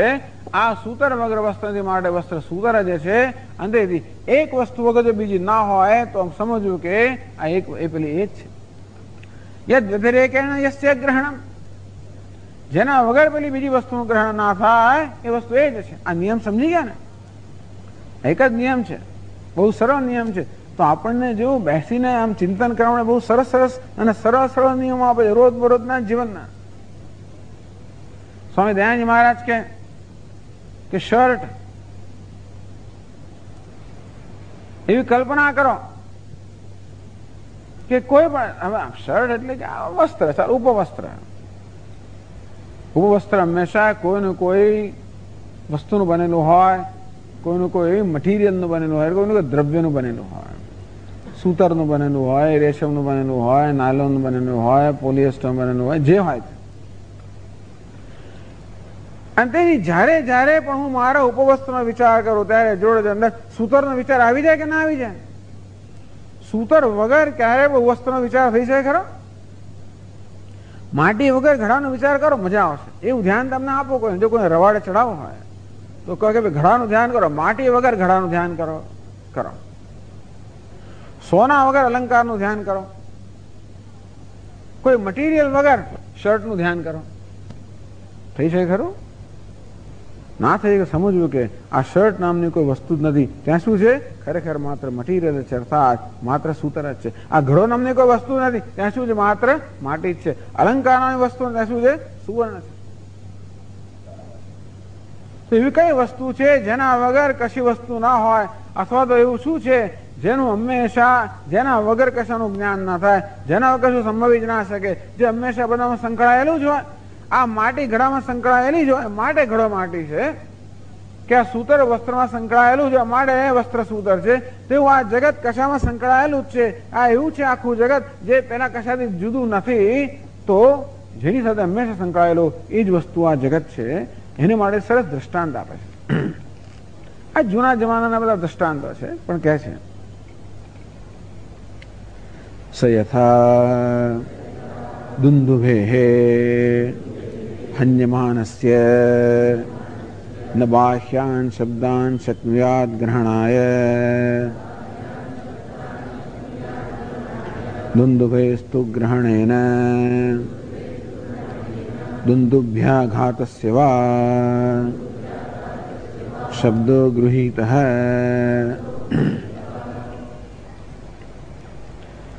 સહ આ એ દ્રષ્ટાંત આ પ્રમાણે સમજાવવા માટે દ્રષ્ટાંત આપ્યું. દ્રષ્ટાંતને સમજતા ઘણા બહુ તકલીફ પડી જાય, પણ દ્રષ્ટાંત આપ્યું સમજાવવા માટે. યથા દુંદુભે હન્યમાનસ્ય, દુંદુભ એટલે ઢોલ, હન્યમાનસ્ય જયારે ઢોલને પીટવામાં આવે છે ત્યારે ન બાહ્યાન શબ્દાન શક્નુયાદ ગ્રહણાય, ત્યારે તેના બહારના અવાજો પકડી શકાતા નથી. દુંદુભેસ્તુ ગ્રહણેન દુંદુભ્યાઘાતસ્ય વા શબ્દો ગૃહીતઃ. પણ ઢોલને અથવા તો ઢોલ વાગવાની ક્રિયાને પકડવાથી ઢોલના અવાજને પકડી શકાય છે. પકડવું તો કશીક વસ્તુ પકડવું હોય અંદર કારણને પકડવું. આ ઘડાને પકડવો હોય તો માટીને પકડવી, સમજ્યા? ઘડાને પકડવો હોય તો માટીને પકડવી. માટીને પકડ્યા વગર ઘડાને પકડી શકાય નહીં, વસ્ત્રને પકડ્યા વગર સૂતરને પકડી શકાય નહીં. તેવી રીતે આ ઢોલ પીટવાની વાત કરે છે કે ઢોલ જયારે પીટાતો હોય ત્યારે એમાંથી એક સામાન્ય શબ્દ કે ધ્વનિ નીકળતો હોય છે, અને પછી પેલો ઢોલી હોય છે એ જાત જાતના સૂર કાઢતો હોય છે, રાગ કાઢતો હોય છે, રસ કાઢતો હોય છે. આમ એવું વગાડે કે આમ લોકો નાચવા માંડે, એવી જાતનો એક રસ કાઢે, એવું વગાડવા માંડે છે આમ એકદમ શૌર્ય આવી જાય. જાત જાતના રસ છે ને, બધા નવ રસ છે. બધા શૌર્ય એક રસ છે, ને વિભત્સ એક બીજો રસ છે, ને કરુણ એક ત્રીજો રસ છે, ને વીર વળી એક રસ છે. આમ એવું જાત જાતના રસ છે. તો હવે જયારે કોઈ ઢોલ પીટતો હોય ત્યારે આપણને આ બધા અવાજો સંભળાય ખરા. ટૂંકમાં આપણે લાગે કયો રાગ વગાડે, રાગ વગાડતો હોય પણ બને. ઢોલ દ્વારા વ્યક્તિ રાગ પણ વગાડી શકે. પછી આ બીજા પણ દ્રષ્ટાંત આપે છે. એક શંખનું દ્રષ્ટાંત આપે કે શંખ મૂકતો હોય, વીણાનું દ્રષ્ટાંત આપે, વીણા જયારે વગાડતો હોય તો એના જુદા રાગ વાગતા હોય. પણ એ વીણાના આપણે કઈક કયો રાગ વાગે છે તો ઓહો આ તો કઈક મલ્હાર રાગ વાગે છે, તો બિહાર રાગ વાગે છે, વગેરે વગેરે. બે ચાર નામ જ મને આવડે. રાગ ભાગ તો હું શોધી શકતો છતાં એવું ક્યારે કહી શકીએ? પેલો વીણાનો ધ્વનિ સંભળાતો હોય ત્યારે જ આપણે રાગને પકડી શકીએ. એ વીણાના ધ્વનિને પકડ્યા વગર રાગને પકડી શકાય ખરો? કોઈ સંગીતકાર ગાયક ધારો કે ગાતો હોય અને આ પ્રકારે બહુ સરસ રાગમાં ગાતો હોય ત્યારે એ રાગને તો ઓળખાય છે રાગ શેમાં ગાય છે કે હા આ તો ફલાણો ફલાણો રાગ છે. ધારો કે મેં કહ્યું ને બિહાર રાગ છે, કઈ પણ રાગ હોય. એ રાગ ક્યારે પકડી શકીએ? આ ગાયક જે છે ને એ ગાયકના અવાજને પહેલા પકડીએ, ત્યાર પછી અવાજમાં જે વિશેષતાને પકડી શકીએ. આ રાગ જે છે ને બધા આરોહ અવરોધ થઈ રહ્યો છે, શું છે? વિશેષતા છે. પણ તમને ખબર છે કે આ જયારે ગાયક ગાતો હોય ત્યારે પાછળ એક તાન પૂરો કર્યા કરતો હોય, તાન પૂરો. એ એક સામાન્ય સૂર છે અને પેલા બધા છે એ સૂરના આરોહ અવરોહ છે, એ સૂરની વિશેષતા છે. એક વિશેષ છે, બીજું સામાન્ય છે. આમ આવી રીતે કોઈ વાજિંત્ર હોય કે ઢોલ હોય કે શંખ હોય કે કોઈ વસ્તુ જયારે કોઈ સરસ રીતે વગાડી રહ્યું હોય, એમાં જાત જાતના બધા સૂર એમાંથી ઉત્પન્ન થઈ રહ્યા હોય, આપણે સૂરને પકડી શકતા હોઈએ. પણ સૂર ક્યારે પકડાય? જયારે એનો સામાન્ય ધ્વનિ પકડાય ત્યારે જ એનો વિશેષ સૂર છે પકડાય. વિશેષતા ક્યારે પકડી શકીએ? સામાન્યને પકડીએ ત્યારે. આ ઘડો છે ને એ વિશેષતા છે, માટી છે એ સામાન્ય છે. એ સામાન્યને પકડીએ તો જ વિશેષને પકડાય. સામાન્યને પકડ્યા વગર વિશેષને પકડી ના શકાય. સામાન્ય નિયમ કયો? જ્યાં વિશેષતા હોય તે સામાન્ય હોવું જોઈએ, કારણ કે આ વિશેષતા છે એ સામાન્ય પરનો અધ્યારોપ છે. આ ઘડો વિશેષતા છે, માટી સામાન્ય છે. આ ઘડો જે છે માટી પરનો અધ્યારોપ છે. અલંકાર વિશેષ છે, સુવર્ણ સામાન્ય છે. અલંકાર વિશેષ પરનો અધ્યારોપ છે. અને તો આ વિશેષ જે છે એ સામાન્ય પરનો અધ્યારોપ છે. સામાન્ય કારણ છે, વિશેષ કાર્ય છે. કારણને પકડ્યા વગર કાર્યને ન પકડી શકાય, અને તે રીતે સામાન્યને પકડ્યા વગર વિશેષને ન પકડી શકાય. બસ એવું જ આત્માનું છે. તેવી રીતે તમે કશાને પકડી શકો, તમે કશી વસ્તુને પકડી શકો, જાણી શકો, જોઈ શકો, અનુભવી શકો. આ નામરૂપ છે એને આપણે પકડી શકીએ. પહેલા શું છે? આ ઘટ અસ્થિ, આ ઘડો છે એ હવાપણાને પકડ્યા વગર આ ઘડાને પકડાય ખરો? અર્થાત હવાપણાને જાણ્યા વગર ઘડાને જણાય ખરો? તમે કહો. ભાતી એને ભાસવાપણાને પકડ્યા વગર આ ઘડો આપણે પકડી શકીએ અથવા જાણી શકીએ ખરા? પ્રિય હે એના પ્રિયપણાને પકડ્યા વગર આ ઘડાને પકડવો એટલે હાથથી પકડવાની વાત નથી, જાણવો, અનુભવવો. આ ઘડાને જાણવો, અનુભવવો, જોવો ક્યારે શક્ય બને? એના હવાપણાને આપણે પેલા પકડીએ કે જાણીએ ત્યારે આ ઘડો શું છે? વિશેષતા છે. હવાપણું શું છે? સામાન્ય છે. આ બધી વિશેષતાઓ સામાન્યમાં જે અટકી જાય, એ સામાન્ય વળી મોટા સામાન્યમાં જાય, એ વળી મહાસામાન્યમાં જાય. એવું મહાન મહાન સામાન્યમાં બધી વસ્તુ છે નિવૃત્ત થઈ જાય. આમ ઘડાને જાણવું ક્યારે કહેવાય? આ ઘડો વિશેષતા છે, એમાં સામાન્ય જાણીએ ત્યારે ઘડાને જાણવું કહેવાય. એટલે માટીને જાણીએ ત્યારે. પણ માટી પણ વિશેષતા છે, એ વળી પૃથ્વીની વિશેષ, માટી વિશેષ છે, પૃથ્વી સામાન્ય છે. અને તેથી પૃથ્વીને જાણ્યા વગર માટીને ના જણાય. અને એમ કરતા કરતા આપણે છેવટે સામાન્યમાંથી વધારે સામાન્ય, મોટું સામાન્ય, મહાન સામાન્ય, સર્વ સામાન્ય વસ્તુ શું છે? અસ્થિ, ભાતિ, પ્રિય. આમ હવાપણાને પકડ્યા વગર, ભાસવાપણાને પકડ્યા વગર, પ્રિયપણાને પકડ્યા વગર કશું પકડાય? કશું જણાય? કશું અનુભવાય? ના અનુભવાય. બસ આ સામાન્ય વસ્તુ કે આપણને. અને જયારે જયારે કશી વસ્તુને જાણીએ છીએ, જોઈએ છીએ, અનુભવીએ છીએ ત્યારે જોડે જોડે હવાપણા પણ જાણીએ છીએ, જોઈએ છીએ, અનુભવીએ છીએ. ભાસવાપણાને પણ જાણીએ છીએ, જો અનુભવીએ છીએ. પ્રિયપણાને પણ જાણીએ છીએ, અનુભવીએ છીએ. અર્થાત હવાપણું, ભાસવાપણું, પ્રિયપણા વગર કોઈ વસ્તુ જાણી ના શકાય, જોઈ ના શકાય, અનુભવી ના શકાય. તો આપણે નિયમ કયો કે એક વસ્તુ વગર બીજી ન જાણી શકાય, જોઈ શકાય તો બેમાં કોઈ ભેદ નથી. અર્થાત આ જગતમાં જે બધી વિશેષતાઓ છે, બધી વિશેષતાઓ આ એક સામાન્ય અર્થાત અસ્થિ ભાતિ પ્રિય પર અધ્યારોપ છે, બીજું કઈ નથી. અર્થાત એ અસ્થિ ભાતિ પ્રિય જ આ સર્વ છે. જેમ બધા ઘડાઓ માટી પરનો અધ્યારોપ છે, બધા ઘડા માટી છે, તેવી રીતે આ સમગ્ર જગત યદયમ આત્મા ઇદમ સર્વમ યદયમ આત્મા. આ જે કાંઈ છે બધું શું છે? અસ્થિ ભાતિ પ્રિય છે.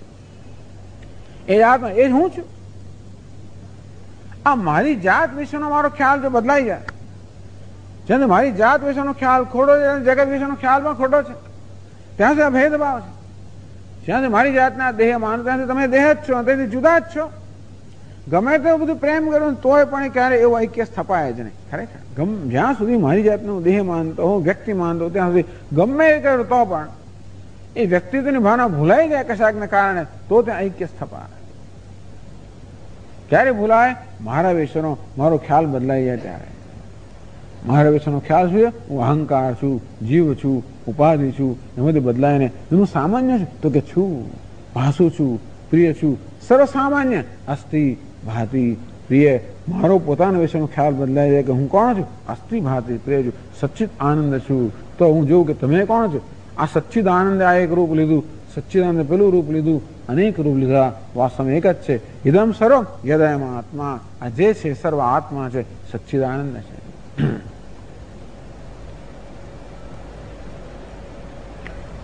તો આ સંસાર પછી જન્મ્યો ક્યાંથી અને આ સંસારનો અંત ક્યાંથી આવે? સંસાર જન્મ્યો કેવી રીતે? સ્વામી સચ્ચિદાનંદ છું, પરમાત્મા આવો કેમ થઈ ગયો? આ જીવાત્મા ક્યાંથી આવ્યો? આવા જીવાત્મા ક્યાંથી આવ્યો જાણીએ તો જીવાત્માને ક્યાં મોકલવો ખબર પડે. આ જીવપણાને સંસાર જન્મ્યો ક્યાંથી એ કારણ સમજીએ તો કારણ દૂર કરીએ તો કારણ દૂર થાય. આ દુઃખ જન્મ સંસાર આપણે એક જ વસ્તુ મળે છે. આ દુઃખ ક્યાંથી આવ્યું? આપણે વિરોધ છે ને, જે દુઃખનો વિરોધ છે, મૃત્યુનો વિરોધ છે, અજ્ઞાનનો વિરોધ છે, બરોબર? બાકી જેને જે કરવું એ કરે, આપણને કઈ ચિંતા નથી ખરેખર. આ તો બીજા કરીને કારણે મને દુઃખ થાય છે માટે બીજું શું કરે છે મારા મહત્વનું બની જાય. બાકી કોને પડી હોય? બીજો શું કરે છે જાણવાની આટલી તાલાવેલી ઇંતજારી કેમ છે? કારણ કે એ શું કરે છે એના પર મારા સુખ દુઃખનો આધાર છે ખરેખર. નહીં તો કોને પડી હોય? આખો દાડો આમ જોયા કરું, આમાં શું કરવા ચિંતા કરું? કારણ કે એ શું કરે છે એના પર, એ જો બરોબર કરતો હોય તો મને સુખ છે, બરોબર ના કરતો હોય જે કઈ ટૂંકમાં કોઈક રીતે મારા સુખનો આધાર કે દુઃખનો આધાર પેલા પર છે માટે જ મને આમાં રસ છે ને. મને કશામાં રસ છે ને માટે આત્મામાં રસ છે માટે જ મને કશાયમાં રસ છે. આ સમજી લેજો. આટલું સમજીએ ને આખી પ્રયોજન તોય બહુ મોટી વસ્તુ છે. આટલું જીવનમાં ઉતરે તોય બહુ મોટું થઈ જશે. તો અને તેથી આપણને આપણા જીવનમાં એક જ પ્રશ્ન છે, દુઃખ ક્યાંથી આવ્યું? ભાઈ મને એક જ વસ્તુ ના ગમે, દુઃખ ના ગમે, મૃત્યુ ના ગમે, જ્ઞાન આ આવ્યું ક્યાંથી? આપણે એને દૂર કરવા ફાંફા માર્યા જ કરીએ છીએ. આપણે બધી પ્રવૃત્તિની પાછળ એક જ ફાંફા મારવા વલખા છે. શેના માટે? કેમ દુઃખ દૂર કરવું, કેમ અજ્ઞાન દૂર કરવું, કેમ મૃત્યુને ટાળવું, બસ આટલું જ છે. પણ આપણે જે કરીએ છીએ ને તે ટળતું જ નથી. દુઃખ આવ્યા જ કરે છે, અજ્ઞાન આવ્યા જ કરે છે, અને મૃત્યુ આવ્યા જ કરે છે. આપણે આટલો બધો પ્રયત્ન તો ટાળી શકતા જ નથી. તો કદાચ આપણે જે પ્રયત્ન કરીએ ખોટો લાગે છે. અંતેથી આપણે કદાચ એને સમજ્યા જ નથી. આ દુઃખ શું વસ્તુ છે, મૃત્યુ શું વસ્તુ છે, અજ્ઞાન શું સમજ્યા નથી. અને માટે જ્યાં નથી ત્યાં આગળ આપણે એને ટાળવાનો પ્રયત્ન કરીએ. જે ત્યાં છે ત્યાં બંધ રહી જાય છે ને. આમ પેલા લોકો હવામાં બાચકા માર્યા કરે, કહે છે હવાની તો બાચકા મારવા. એમ આખું જીવન શું છે? હવામાં બાચકા મારવા એવું છે. દુઃખ દૂર તો કરવું જોઈએ આપણને, પણ આપણે પેલા માણસ દૂર કરીએ છીએ. એને એમ કે દુઃખ દૂર થઈ જશે, આને ફેંકી દો, આને દૂર કરો, આને છોડો. પણ તો દુઃખ પછી એ પેલો આવે તો એ દુઃખ બીજું દુઃખ આવ્યું. અમે શું થાય છે? ઉલમાંથી ચૂલમાં જ પડવા જેવું છે ને બધું. આપણે જે બધું કરીએ થાય ઉલમાંથી ચૂલમાં. આ નોકરી છોડો તો બીજી નોકરી, તો બીજો સાહેબ મળે તો પાછો એનો ભાઈ એનો પણ પાછો સવાયો નીકળ્યો. આ માણસ છોડો ને પેલા લગ્ન કરે એનાથી દોડો નીકળ્યો. આ ઘર છે બીજા જે કરીએ થોડુંકમાં દુઃખ બહાર હોય તો જ્યાં છે ત્યાં તો આપણે કઈ અડકતા નથી. એને જ્યાં નથી ત્યાં એને દૂર કરવાનો પ્રયત્ન કરીએ તો કેવો પત્તો લાગે. મારા ઉપનિષદ સમજાવે છે કે સંસાર ઉદ્ભવ્યો ક્યાંથી એ આપણે જાણી લઈએ તો પછી એનો અંત કેમ લાવો પણ સમજી શકાય ને. એની કહેવાની રીત એવી છે કે આમ સમજ ના પડે. આ બધું તો આ બધા શાસ્ત્રો ગુરુના મુખેથી શ્રવણ ના કરતો કઈ પત્તો પડે એવો જ નથી. આ વાક્યો તો એવા છે ને કે સમજ જ ના પડે આપણને. સારું છે શંકરાચાર્ય મહારાજ થઈ ગયા અને એમણે બહુ તકલીફ લઈને આ બધા વાક્યોનો ખરેખર અર્થ કર્યા છે. એ ના હોત તો આ બધા ઉપનિષદ જે છે ને અગમ્ય જ રહી ગયા હોત. અને તો આગળ કહે છે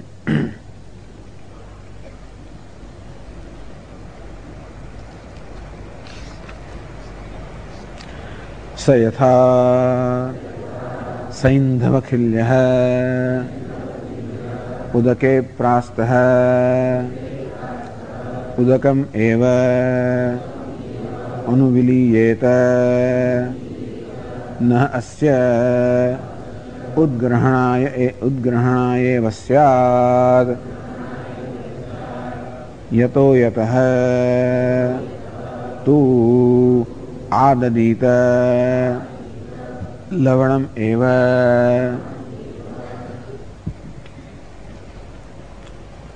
સૈંધવ ખિલ્ય. મીઠાનો ગાંગડો, આ બધી પ્રસિદ્ધ દ્રષ્ટાંતો છે ને, જાણતા હશે તમે, સત્સંગમાં સાંભળવા મળે. એનું ઉદ્ભવ સ્થાન નહીં છે બધું. યથા યથા સૈંધવ ખિલ્ય, મીઠાનો ગાંગડો. ઉદકે પ્રાસ્ત એને પાણીમાં નાખી રાખ્યો હોય. ઉદકમ એવા અનુવિલીયેત, તો પાણીમાં ઓગળી જાય છે. શું નવું કયું મહારાજ, જાણીએ છીએ આપણે. તો આવું રોજ બરોજની વસ્તુમાંથી શીખવાનું બહુ જ આપણે શીખતા નથી, માટે આપણે શીખવાડે છે કે આમાંથી શું શીખવાનું. આ દ્રષ્ટાંતો તો રોજ બરોજના જ હોય છે, પણ એમાં શું શીખવા જેવું છે એ માટે અહીંયા આપવામાં આવ્યું. યતો એતસ્તુ આદદીત લવણમેવ. આ પાણીના, આ મીઠાના ગાંગડાને પાણીમાં નાખીએ પછી એનું ગાંગડા પણ જતું રહે છે. ભલે મીઠું ના જતું રહ્યું, ગાંગડા પણ, અગત્યની વસ્તુ ગાંગડા પણ જતું રહ્યું. એ વસ્તુ મહત્વની છે. એટલે કહે છે કે પાણીમાં આપણે મીઠાનો ગાંગડો નાખીએ પછી એમાં મીઠાનો ગાંગડો રહેતો નથી. ક્યાં જતો રહ્યો? પાણીમાં મળી ગયો. યતસ્વાદદીત લવણ, એમાં જ્યાંથી આપણે એને ચાખીએ લઈએ તો ખારું જ લાગે ને, કારણ કે એ ગાંગડા પણ જતો રહ્યો. આ ગાંગડો જ્યાંથી આવે તો ત્યાં જઈને મળી ગયો. ગાંગડો આવેલો પાણીમાંથી, એને નાખ્યો પાણીમાં, ત્યાં જઈને મળી ગયો. તેથી એનું ગાંગડા પણ જતું રહ્યું, એનું અલગ પણ જતું રહ્યું. આ ગાંગડો પણ સમજવા જેવી વસ્તુ છે. એ પાણી જ છે ખરેખર. આ પાણીનો જયારે પૃથ્વી સાથે ને તેજ સાથે સંયોગ થાય, પાણીનો પૃથ્વી સાથે અને તેજ સાથે, જેવી રીતે આપણા સમુદ્રની અંદર શું થાય છે, પેલું મીઠું કેમ બને છે, એ સમુદ્રના જળનો પેલો પૃથ્વી સાથે અને સૂર્યના તેજ સાથે સંપર્ક થાય ત્યારે એ જળ છે ને ગાંગડો બની જાય. આ ગાંગડો એ જળ જ છે, પણ જળમાં જયારે પાછું નાખવામાં આવે ત્યારે જ્યાંથી આવું ત્યાં જતું રહ્યું. અર્થાત એટલા જ માટે એનું કોઈ વ્યક્તિગત અસ્તિત્વ રહેતું નથી. તો બીજું દ્રષ્ટાંત જોઈતું હોય તો આપણે સમુદ્રની અંદર ઘણા એવા પેલા શું કહેવાય એને, આઈસબર્ગ એટલે પેલા, હા, હિમશિલા. આહા, હિમના પહાડો હોય છે, હિમશિલાઓ હોય છે, આમ તરતી હોય બધી. એ શું થઈ ગયું? એ કોનો ગાંગડો છે? એ ગાંગડો જ છે ને. આ બરફ જે છે એ શાનો ગાંગડો છે? પાણીનો જ ગાંગડો કહેવાય ને.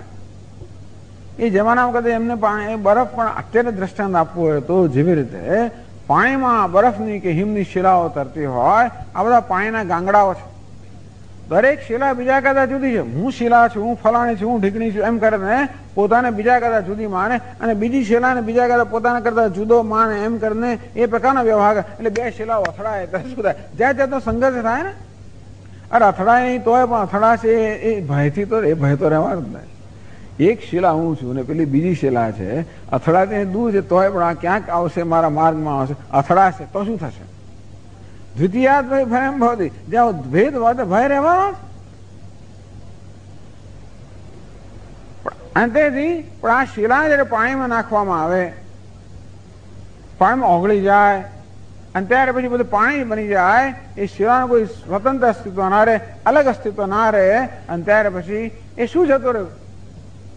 એ શિલાનો જે આત્મા છે એનો નાશ થયો નથી, માત્ર એના ગાંગડાપણાનો નાશ થયો, એના શિલાપણાનો નાશ થયો, એના અલગપણાનો નાશ થયો ને. કારણ કે આપણે બરફને પાણીમાં ઓગાળીએ તો બરફનું મૂળ સ્વરૂપ તો પાણી જ છે ને. પણ એ પાણીએ પેલા અહંકાર ધારણ કર્યો. એ પાણી જયારે અગ્નિના તે સંપર્કમાં આવ્યું કે અહીંયા ઠંડીના સંપર્કમાં આવ્યું ત્યારે બરફ બની ગયો. એ પાણી જયારે પેલા ઠંડકના સંપર્કમાં બરફ બની ગયો નથી, એનું અલગ અસ્તિત્વ થઈ ગયું. અને જયારે પાણીમાં ઓગાળવામાં આવે ત્યારે એની અલગતા જતી રહે, પણ આત્માનો ક્યારે નાશ ના થાય, અંતેથી અલગતા જતી રહે. અંતેરતા જીવાત્માને જયારે પાણીમાં ઓગાળવામાં આવે અને મૂળ સ્વરૂપમાં ઓગાળવામાં આવે, બ્રહ્મમાં ઓગાળવામાં આવે ત્યારે શું થઈ જાય? એનું જીવપણું જતું રહે, એનું ગાંગડાપણું જતું રહે. અત્યારે આ ગાંગડાપણું આવ્યું છે, કઠોરતા આવી ગઈ છે, અલગતા આવી ગઈ છે, અનેકતા આવી ગઈ છે. મીઠાના ગાંગડા કેટલા હોય? અનેક હોય. જીવ કેટલા અનેક છે. દરેક ગાંગડો છે. શેનો ગાંગડો છે? બ્રહ્મનો ગાંગડો છે ખરેખર. પેલો જેમ પાયાનો ગાંગડો, હું તમે કોણ? બ્રહ્મના ગાંગડા છે. બ્રહ્મ ગાંગડો બની ગયો. શું દુઃખ આપણે કે છે? જુદા પણ. પછી પેલા ગધેડા પર નહીં, હાથી અંબાડી જેમ આપણે ઉમેરે એવી રીતે આવી રીતે એ જુદાપણા પર પેલું કર્યું, પેલું બોલ્યું, પેલું ચાલ્યું, એમ કરી કરીને આપણે ઉમેરીને એ દુઃખને વધારતા જઈએ છીએ. પણ દુઃખનું મૂળ ક્યાં છે? જુદાપણું. એ જુદાપણું ના તો ગમે તે કરી તો કોઈને કશું ના થાય. બાળક જાણે છે કે માં અમારાથી જુદી નથી, હું જુદો નથી, માં ગમે તે કરે અને બાળક ગમે તે કરે તો ચાલે, ગમે તે કરે, કારણ કે જુદું નથી. જુદાપણું આવે એકવાર, એ માણસ 16 વર્ષનું 20 વર્ષ પછી વાત જુદી છે, પણ નાનું છે ત્યાં સુધી ના લાગે. કેમ? જુદાપણું નથી. જુદાપણું ના તો કોઈ વર્તન, કશી વસ્તુ આપણે દુઃખ ના આપે, અને જુદાપણું તો બધું જ દુઃખ આપે. આ દુઃખનું કારણ ઉપરને સમજાવે છે જુદાપણું. તો જુદાપણું કેવું છે? એક ગાંગડો બીજા ગાંગડાથી જુદો હોય, એક ગાંગડો પેલા જળથી જુદો હોય, તેમ આ જીવ બ્રહ્મથી જુદો હોય. અંતેથી ખરેખર તો આ જીવ છે, આપણે જેને જીવ કહીએ છીએ, કોણ છે? અર્થાત આપણે ગાંગડા છે તો જળ આપણું મૂળ સ્વરૂપ છે. એ જળ કેવું છે? એ કહે છે પછી, એવં વા અરે ઇદમ મહદ્ભૂતમ અનંતમ અપારમ વિજ્ઞાન ઘન એવ. એવં વૈ હે મૈત્રી, તેવી રીતે ઇદમ મહદ્ભૂતમ અનંતમ અપારમ વિજ્ઞાન ઘન એવ. આ પણ હું ને તું હે મૈત્રી કોણ છે? વિજ્ઞાન ઘન, વિજ્ઞાન સ્વરૂપ છે, ચૈતન્ય સ્વરૂપ, ભાસ્વા સ્વરૂપ. એટલે બીજા આવી જાય. સમજ એક વાત કરીને ચિત્ત સ્વરૂપ એટલે બીજા બે પણ આવી જાય. આ સચ્ચિત આનંદ જુદા નથી. જે સત છે એ ચિત્ત છે, એ જ આનંદ છે. આનંદ આત્મા કેવો? ચિત્ત સ્વરૂપ છે. મારે કેવો છે? સત સ્વરૂપ છે. મારે કેવો છે? આનંદ સ્વરૂપ છે. તો કે છે આગળ, એતેભ્યો ભૂતેભ્યઃ સમુત્થાય તાની એવ અનુવિનશ્યતે ન પ્રેત્ય સંજ્ઞા અસ્તિ ઇતિ અરે બ્રવીમે ઇતિ ઉવાચ યાજ્ઞવલ્ક્યઃ. તો વિજ્ઞાન ઘન, આ વિજ્ઞાન સ્વરૂપ, સત સ્વરૂપ, આનંદ સ્વરૂપ, આ જે પરમાત્મા છે, આ આત્મા છે, એનો ગાંગડો કેવો રીતે થયો? એ જીવ કેવો રીતે બન્યો? એની પ્રક્રિયા સમજાવે છે. એતેભ્યઃ ભૂતેભ્યઃ સમુત્થાય, આ બધા મહાભૂતોની સાથે ઉત્પન્ન થાય છે. આ જીવાત્મા આ મહાભૂતોની સાથે ઉત્પન્ન થાય. એટલે શું? મહાભૂત એટલે ઉપાધિ. આપણું શરીર જે છે ને પંચમહાભૂતનું બનેલું છે. અને તે જ રીતે આપણી ઇન્દ્રિયો, આપણું મન, આપણી બુદ્ધિ, આ બધા જ પંચમહાભૂતના બનેલા છે. આ શરીર સ્થૂળ પંચમહાભૂતનું બનેલું છે. સૂક્ષ્મ શરીર જે છે સૂક્ષ્મ પંચમહાભૂતના બને, પણ આ પંચમહાભૂતનું જ બની જાય ઉપાધિ. એટલે કહ્યું એતેભ્યઃ ભૂતેભ્યઃ સમુત્થાય. આ પંચમહાભૂતની બનેલી ઉપાધિ છે. સ્થૂળ દેહ, સૂક્ષ્મ દેહ ઉપાધિ છે. એમાં અહંભાવને કારણે આ જીવ નામનો ગાંગડો ઉત્પન્ન થયો. આપણે એને હિમશિલા કહીએ તો પણ ખરેખર પાણી જ છે. આપણે એને ગાંગડો કહીએ ત્યારે પાણી જ, બીજું કાંઈ જ નથી. ખરેખર શિલા નામની કોઈ જુદી વસ્તુ પાણી છે ત્યાં છે. એ પાણીમાં એક અહંભાવ આવી ગયો કે હું શિલા છું. પોતાની શિલા, પાણી જ પોતાની શિલા કહે છે. અંતે રીતે હું ગાંગડો છું, હું જીવ છું. કોણ કહે છે? બ્રહ્મ કહે છે. આ કેમ થયું? આ ગાંગડાપણું ખરેખર ક્યાં છે? અલગપણું ખરેખર ક્યાં છે? આ ઉપાધિમાં છે. ઉપાધિમાં અહંભાવને કારણે આ બ્રહ્મ પોતાને જીવ માને છે. પ્રાણનેવ પ્રાણો નામ ભવતી વદન વાક પશ્ચન ચક્ષુ. આ રીતે પોતાને વક્તા, શ્રોતા, મંતા, વિજ્ઞાતા જુદો માને છે. જુદાપણું છે ક્યાં છે? આ ઉપાધિના સ્તરે છે. જરૂર એક ઉપાધિ બીજી ઉપાધિ કરે જુદી, એની કોઈ ના નથી કહેતું, પરંતુ ઉપાધિના અહંભાવને કારણે એક આત્મા બીજા આત્માથી જુદો બન્યો. આ ખોટી વસ્તુ થઈ. આ ઉપાધિમાં જ અનેકતા છે, એ દુઃખનું કારણ નથી. આત્માની અનેકતા દુઃખનું કારણ છે. સમજવું જોઈએ. એક શરીર, આ શરીર કદાચ જુદું છે, એ કઈ દુઃખનું કારણ નથી. તો પેલો આત્મા કદાચ જુદો છે, એ દુઃખનું કારણ છે. તો એક વસ્તુ સમજી લેવાની, આત્મામાં જે ભેદભાવ છે, અલગતા છે, અનેકતા છે, એ જ દુઃખનું કારણ છે. આત્માના ટુકડા થઈ ગયા. જેમ જળના ટુકડા થઈ ગયા અને અનેક શિલાઓ વહેંચાઈ ગયું, ખરેખર તો જળના ટુકડા થાય પણ જળ માને છે, જેમ આ અગ્નિના ટુકડા થઈ ગયા અને એક તણખામાં વહેંચાઈ ગયું, એ તણખોમાં હું તણખો છું, બસ પછી વિચારો દુઃખી. તો હું માનું છું કે હું આ એક ગાંગડો છું, જીવ છું, ઉપાધિ છું, અલગ છું. એતેભ્ય ભૂતેભ્ય સમુત્થાય તાની એવ અનુવિનશ્યતિ. પણ આ પંચમહાભૂતનો નાશ થાય એનો પણ નાશ થાય. પણ આ નાશ કયા પ્રકારનો છે? આ પંચમહાભૂતમાંથી ઉપાધિમાંથી અહમ ભાવ દૂર થાય ત્યારે આ પંચમહાભૂતનો નાશ થયો કહેવાય. વેદાંત શાસ્ત્રમાં ખરો નાશ કયો? અહંકારનો નાશ. બાકી આ નાશ તો બીજો કશાનો થતો જ નથી. આ ઉપાધિનો નાશ થાય જ નહીં. એક ઉપાધિની બીજી તૈયાર છે એટલે નાશ થતો નથી ખરેખર. આ શરીરનો નાશ થવાથી કે ઉપાધિનો અહંકારનો નાશ ના થાય, બીજું આ તૈયાર રાખ્યું છે. આપણે કોઈ દાડો શરીરને છોડતા નથી, બીજાને તૈયાર રાખ્યા વગર આપણે છોડતા નથી. જેમ આપણે ઘરમાંથી નીકળીએ ક્યારે બીજું ઘર તૈયાર રાખ્યું તેવી રીતે, તેમ આ જીવાત્મા શરીરમાંથી નીકળતા પહેલા બીજું શરીર ઘડીને તૈયાર રાખેલું છે અને ત્યાં જાય છે. અંતેથી એમના માનવું કે આ શરીરનો નાશ થવાથી આપણે છૂટીએ એવું નથી. આ શરીરનો નાશ એટલે શું? શરીરમાં અહમપણાનો નાશ, અહમ બુદ્ધિનો નાશ, બસ આટલું જ. શાયદ જ્ઞાનથી, કયા જ્ઞાનથી? હું અસ્થિ ભાતિ પ્રિય છું, હું બ્રહ્મ છું, હું ચૈતન્ય છું, ચૈતન્ય ઘન છું, અસ્તિત્વ ઘન છું, આનંદ ઘન છું. ઘન એટલે શું? એ સિવાય કશું જ નહીં. આમ ઘન એટલે એકદમ આમ બહુ કોઈ પ્રકારની વચ્ચે જગ્યા જ ના હોય. આ મીઠાના ગાંગો એટલે દ્રષ્ટાંત આવે, મીઠાના કણ એટલા બધા આમ નજીકમાં હોય કે જરા એમાં જગ્યા ના હોય. તેવી રીતે આનંદ ઘન એટલે શું? આનંદ સિવાય કાંઈ જ નહીં.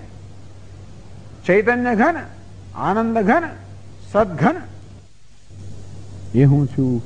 એ જ્ઞાનથી આ ભૂતોમાંથી જયારે અહમભાવ દૂર થાય ત્યારે એ મહાભૂતનો વિનાશ થયો, અર્થાત આ જીવપણાનો નાશ થયો.